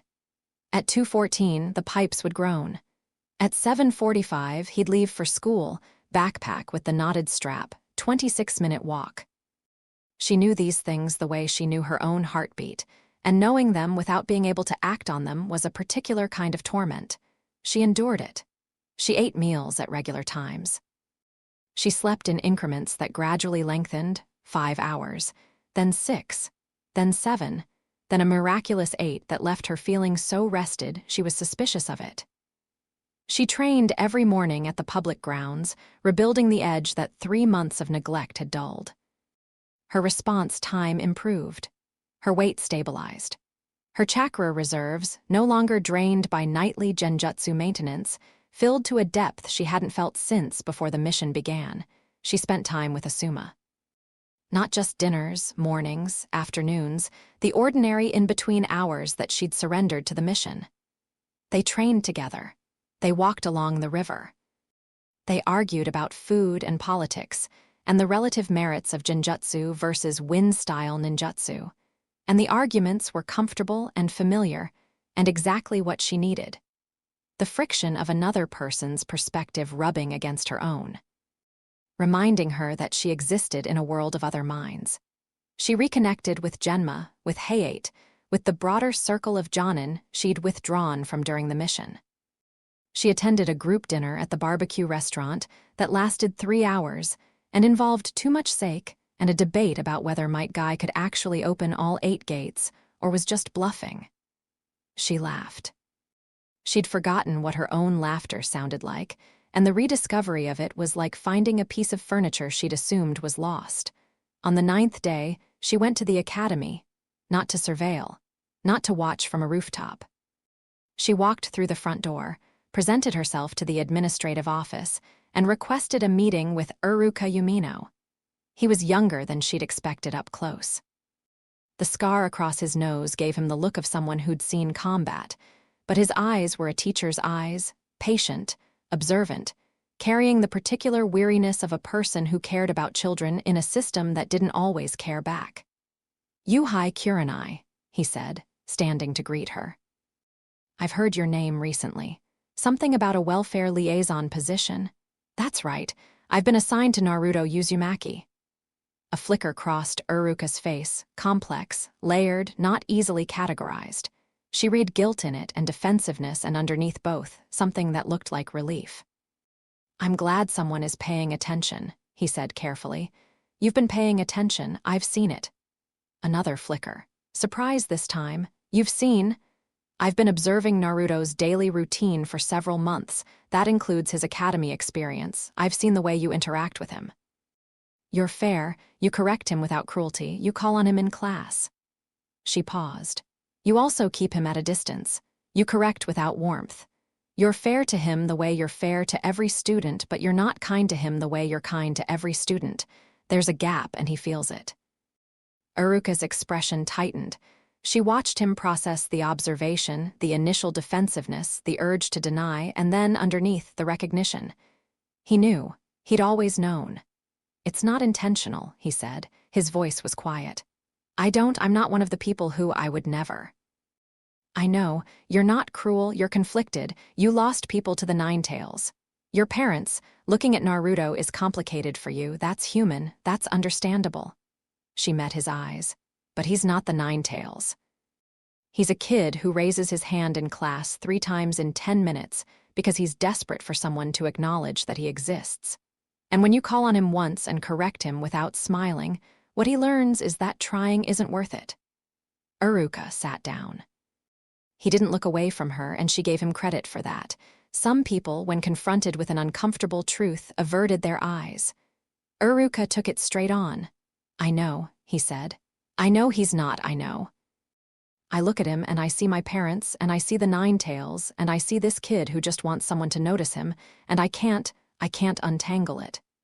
Every time I try to get closer, something pulls me back, and I hate it. I hate that I can't just be, that I can't treat him the way he deserves." "So start," Kurenai said. "Not all at once, not some dramatic gesture. Just next time he raises his hand, call on him, and when he gets the answer wrong, smile, just smile. That's all he needs right now. Someone in a position of authority who smiles at him when he makes a mistake, instead of confirming what the rest of the village has told him, that his mistakes are what define him." Iruka was quiet for a long moment. Then he nodded. Not the quick, dismissive nod of someone agreeing to end a conversation, but the slow, deliberate nod of someone making a decision. "I'll try," he said. "That's all any of us can do." She left the academy feeling lighter than she had in months. Not because the problem was solved. Iruka's conflict with Naruto was deep and old and wouldn't be resolved by a single conversation. But she'd planted something. A seed, maybe. An awareness. And seeds, if you were patient, had a way of growing in directions you didn't expect. On the 12th day, she found the note. She'd gone to Naruto's building to check on the residential improvements. The stove, the ceiling, the heating. A welfare liaison making routine inspections completely within the scope of her assignment. She didn't go to the 4th floor. She didn't knock on his door. The stand down was the stand down, and she was honoring it. But the building's superintendent, Daikichi, who had developed a remarkable attentiveness to maintenance issues since their first conversation, mentioned casually that the boy on the 4th floor had left something taped to the outside of his door. He said it with the bewildered tone of someone who didn't understand children and wasn't sure he wanted to. She went up. She shouldn't have, but she went up. Taped to the door of 4B was a piece of paper. Academy issue, covered in colored pencil. The drawing showed two figures sitting at a table, one small with yellow hair, one taller with dark hair and red eyes. Between them was a plate with something on it that might have been fish. Above the scene, in large, careful letters, Kurenai's cooking lesson. Day 1, P.S. I didn't burn anything since you left. P.P.S. That's a lie. I burned rice. How do you burn rice? P.P.P.S. 2 more days. He was counting. He was counting the days. She read the note 3 times. She didn't take it. It was his on his door, part of his world. She left it where it was and went back down the stairs and out into the street, and she pressed her hand over her mouth and breathed. 2 more days. She could do 2 more days.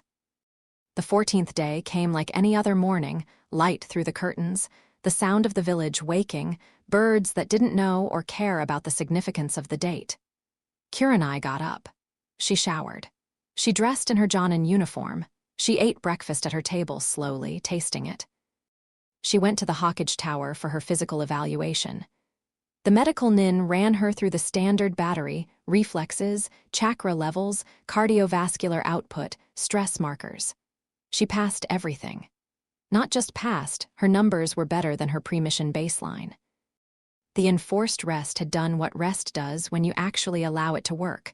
Full operational status, the medical nin said, stamping her file. Whatever you were doing before, don't do it again. Noted. She went to Sarutobai's office.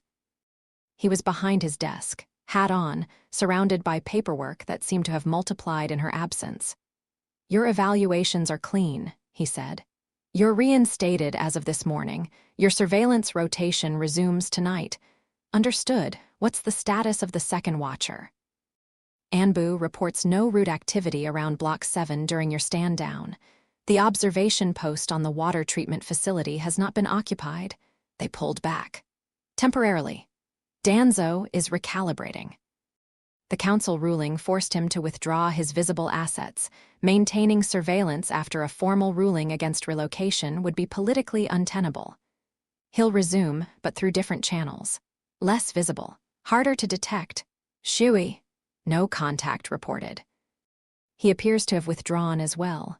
Sarutobai paused. Be cautious, Kurenai. The absence of visible threat is not the absence of threat. I know. She left the tower and walked across the village. It was mid-morning, clear and cool, the kind of autumn day where the air has an edge to it that makes everything feel sharper. She took the direct route. 12 minutes. She didn't avoid any streets. She climbed the stairs of Block 7, 4th floor. The hallway light was on. The door of 4B had a new drawing taped to it. This one showed a figure on a rooftop with a speech bubble that said DAY 14, DAY 14, DAY 14 in increasingly large letters. She knocked. The locks disengaged so fast they sounded like 1 click instead of 3. The door flew open and Naruto was there, dressed and grinning and holding a stack of paper that was at least 30 pages thick. You're back. Look, I drew everything. I drew the academy, and I drew Uruka-sensei, and I drew this cool thing that happened where Kiba's dog peed on Sasuke's bag and Sasuke's face was here. I drew Sasuke's face. Look at it. It's the best thing I've ever drawn. He was shoving drawings at her and talking at full speed and bouncing on his heels, and she took the stack and looked at the top drawing, Sasuke's face, rendered in colored pencil with an expression of outraged dignity that was, she had to admit, pretty accurate, and she laughed. Come in, come in. I made breakfast. Well, I tried to make breakfast. The eggs are weird. I think I put too much. Can eggs have too much salt? Eggs can definitely have too much salt. Okay, then the eggs are bad, but the rice didn't burn. I figured it out. You have to stir it. Nobody told me you have to stir it. Why doesn't anyone tell you these things? She went inside. The apartment was different.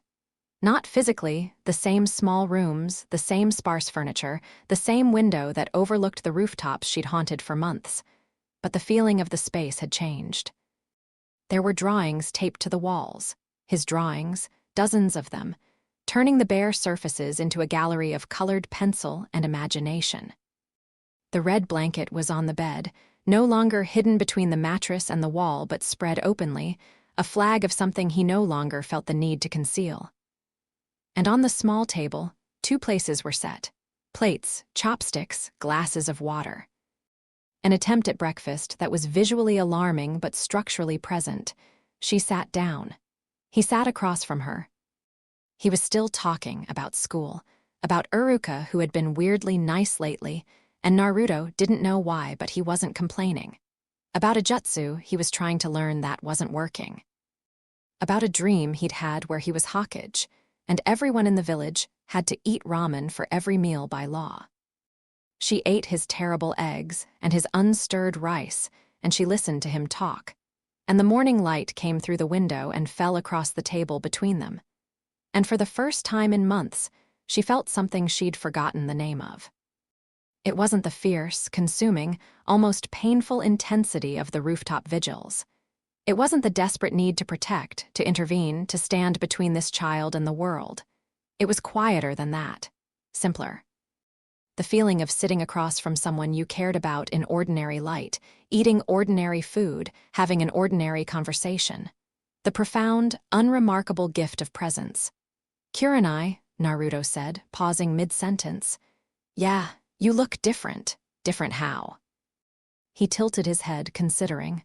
"Less tired, and your eyes are doing a thing." "What thing?" "They're all crinkly, like when you're happy but you're trying to not show it." She gave up trying not to show it. She smiled, fully, without restraint, and Naruto's grin widened in response, feeding off hers, 2 faces in the morning light reflecting warmth back and forth between them like mirrors. "I am happy," she said. "Me too." He picked up his chopsticks. "Okay, so the jutsu I was telling you about, it's this clone thing and I totally can't do it, and everyone says my clones are garbage and they look like deflated weight. Have you ever seen a deflated person? Because that's what my clones look like. It's embarrassing. We'll work on it." "Really?" "Really. After breakfast." "After breakfast," he repeated, like it was a promise. And then he did something she'd seen before, but never from this angle, never from across the table. He picked up his glass of water, his chopsticks, and his plate of terrible eggs, and he adjusted them slightly.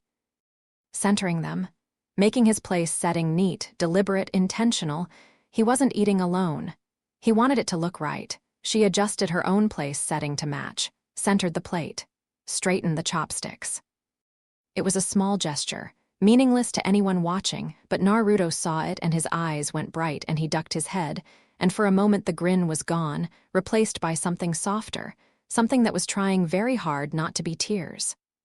"Okay," he said, voice slightly thick. "Okay, let's eat." They ate. The eggs were terrible. The rice was undercooked. The water was just water. It was the best meal she'd ever had. After breakfast, she taught him to make a proper clone, or tried to. His chakra reserves were enormous. The biggest bucket she'd ever seen on a child his age. And the control required to produce a standard bunchin was, for him, like trying to thread a needle while wearing boxing gloves. His clones came out pale, distorted, wobbling on their feet like they were seasick. He got frustrated. He tried again. He failed again. He tried again. She watched him fail and try and fail and try, and she thought about Shui's voice in the training ground. Kindness is a vulnerability. And she thought about Danzo's proposals, the efficient programs, the optimized training regimens that would have taken this boy's stubborn, beautiful, infuriating refusal to quit and channeled it into something sharp and cold and useful. And she thought, no, not this one. This one stays warm. She adjusted his hand position, showed him the seal formation again. He got it wrong. She showed him again. He got it wrong differently, which was progress. "Your problem isn't talent," she told him. "It's volume. You're pushing too much chakra into the technique. For a standard clone, you need a trickle. You're giving it a flood." "I don't know how to trickle. I only know how to flood." "Then we'll find a technique that uses a flood." He looked at her with an expression that was half hope and half suspicion. "Is there a technique like that?" "There are techniques for every kind of ninja. We just need to find the ones that fit you." He grinned. tried the clone again, failed again, tried again. She stayed until noon. Then she left, through the door, down the stairs, into the street. She had a surveillance rotation to prepare for, equipment to check, a rooftop to return to. The mission continued. The second watcher would come back. Danzo would recalibrate. Mizuki was still in the academy, still smiling, still making Naruto's stomach feel weird for reasons the boy couldn't articulate, but Kurenai was increasingly certain she understood. The seal would fluctuate again. The village would continue its quiet war against a child who refused to be quiet. All of it would continue. The threats were real and ongoing, and she would face them with clear eyes and a rested body, and the hard one understanding that she could not do it alone. That trying to do it alone was its own form of arrogance. That the boy on the 4th floor needed not a single obsessive guardian angel, but a widening circle of people who gave a damn. She'd talk to Iruka again. She'd work on Asuma, who carried his own guilt about Naruto and was, she suspected, closer to confronting it than he knew. She'd build the network that Naruto needed, not a program, not an institution, but a web of human connections, fragile and imperfect and alive. She walked home in the early afternoon light. The village moved around her in its ordinary rhythms, markets and missions and children and commerce, the 10,000 daily acts of a place that was deeply flawed and stubbornly functional. She passed the grocery store. The shelves were still properly arranged. She passed the veterinary supply store where old Tadao swept his sidewalk. He looked up as she passed, and something in her expression made him look back down very quickly. She smiled. She went home. She ate lunch. She sat at her kitchen table and wrote a list, not of surveillance notes or threat assessments, but of things she wanted to teach Naruto. Cooking, basic genjutsu theory, how to read the expiration dates on food, how to talk to people who weren't shadows on rooftops, how to trust without being naive, how to be kind without being weak. It was a long list. She'd need more than 2 place settings. At 9:30 that evening, she changed into her dark clothing, checked her equipment, and went out. The night air was cold and clear, carrying the first hint of winter, and she ran across the rooftops with a lightness she hadn't felt in months. Her body was rested. Her mind was clear. Her purpose was intact but tempered, held in balance by the counterweights of self-awareness and human connection that she'd spent 2 weeks rebuilding. She reached her position at 10 o'clock. Block 7 was quiet. The hallway light was on. The window of 4B glowed softly. He was still up, probably working on the clone technique she'd shown him, stubbornly flooding chakra into a jutsu that needed a trickle. She settled in. Cast her genjutsu. The familiar routine wrapped around her like a second skin, the watching, the waiting, the patient attention that was both her gift and her burden, but it felt different now. Lighter. The obsessive edge was gone, or at least dulled, replaced by something that felt less like desperation and more like devotion. The difference was subtle but critical, like the difference between gripping a rope so hard your hands bleed and holding it firmly enough to climb.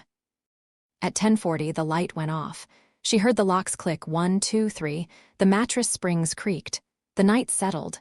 At 11, she heard his voice through the window, quiet, aimed upward. Night, Kurenai. She closed her eyes. Open them.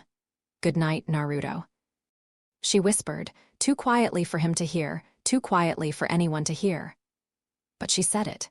And in the morning, she'd knock on his door, and the morning after that, and the morning after that, not because she was ordered to, not because the darkness demanded it. Because an 8-year-old boy had set 2 places at his table and left both, and someone needed to sit down. The rooftop was cold. The stars were out.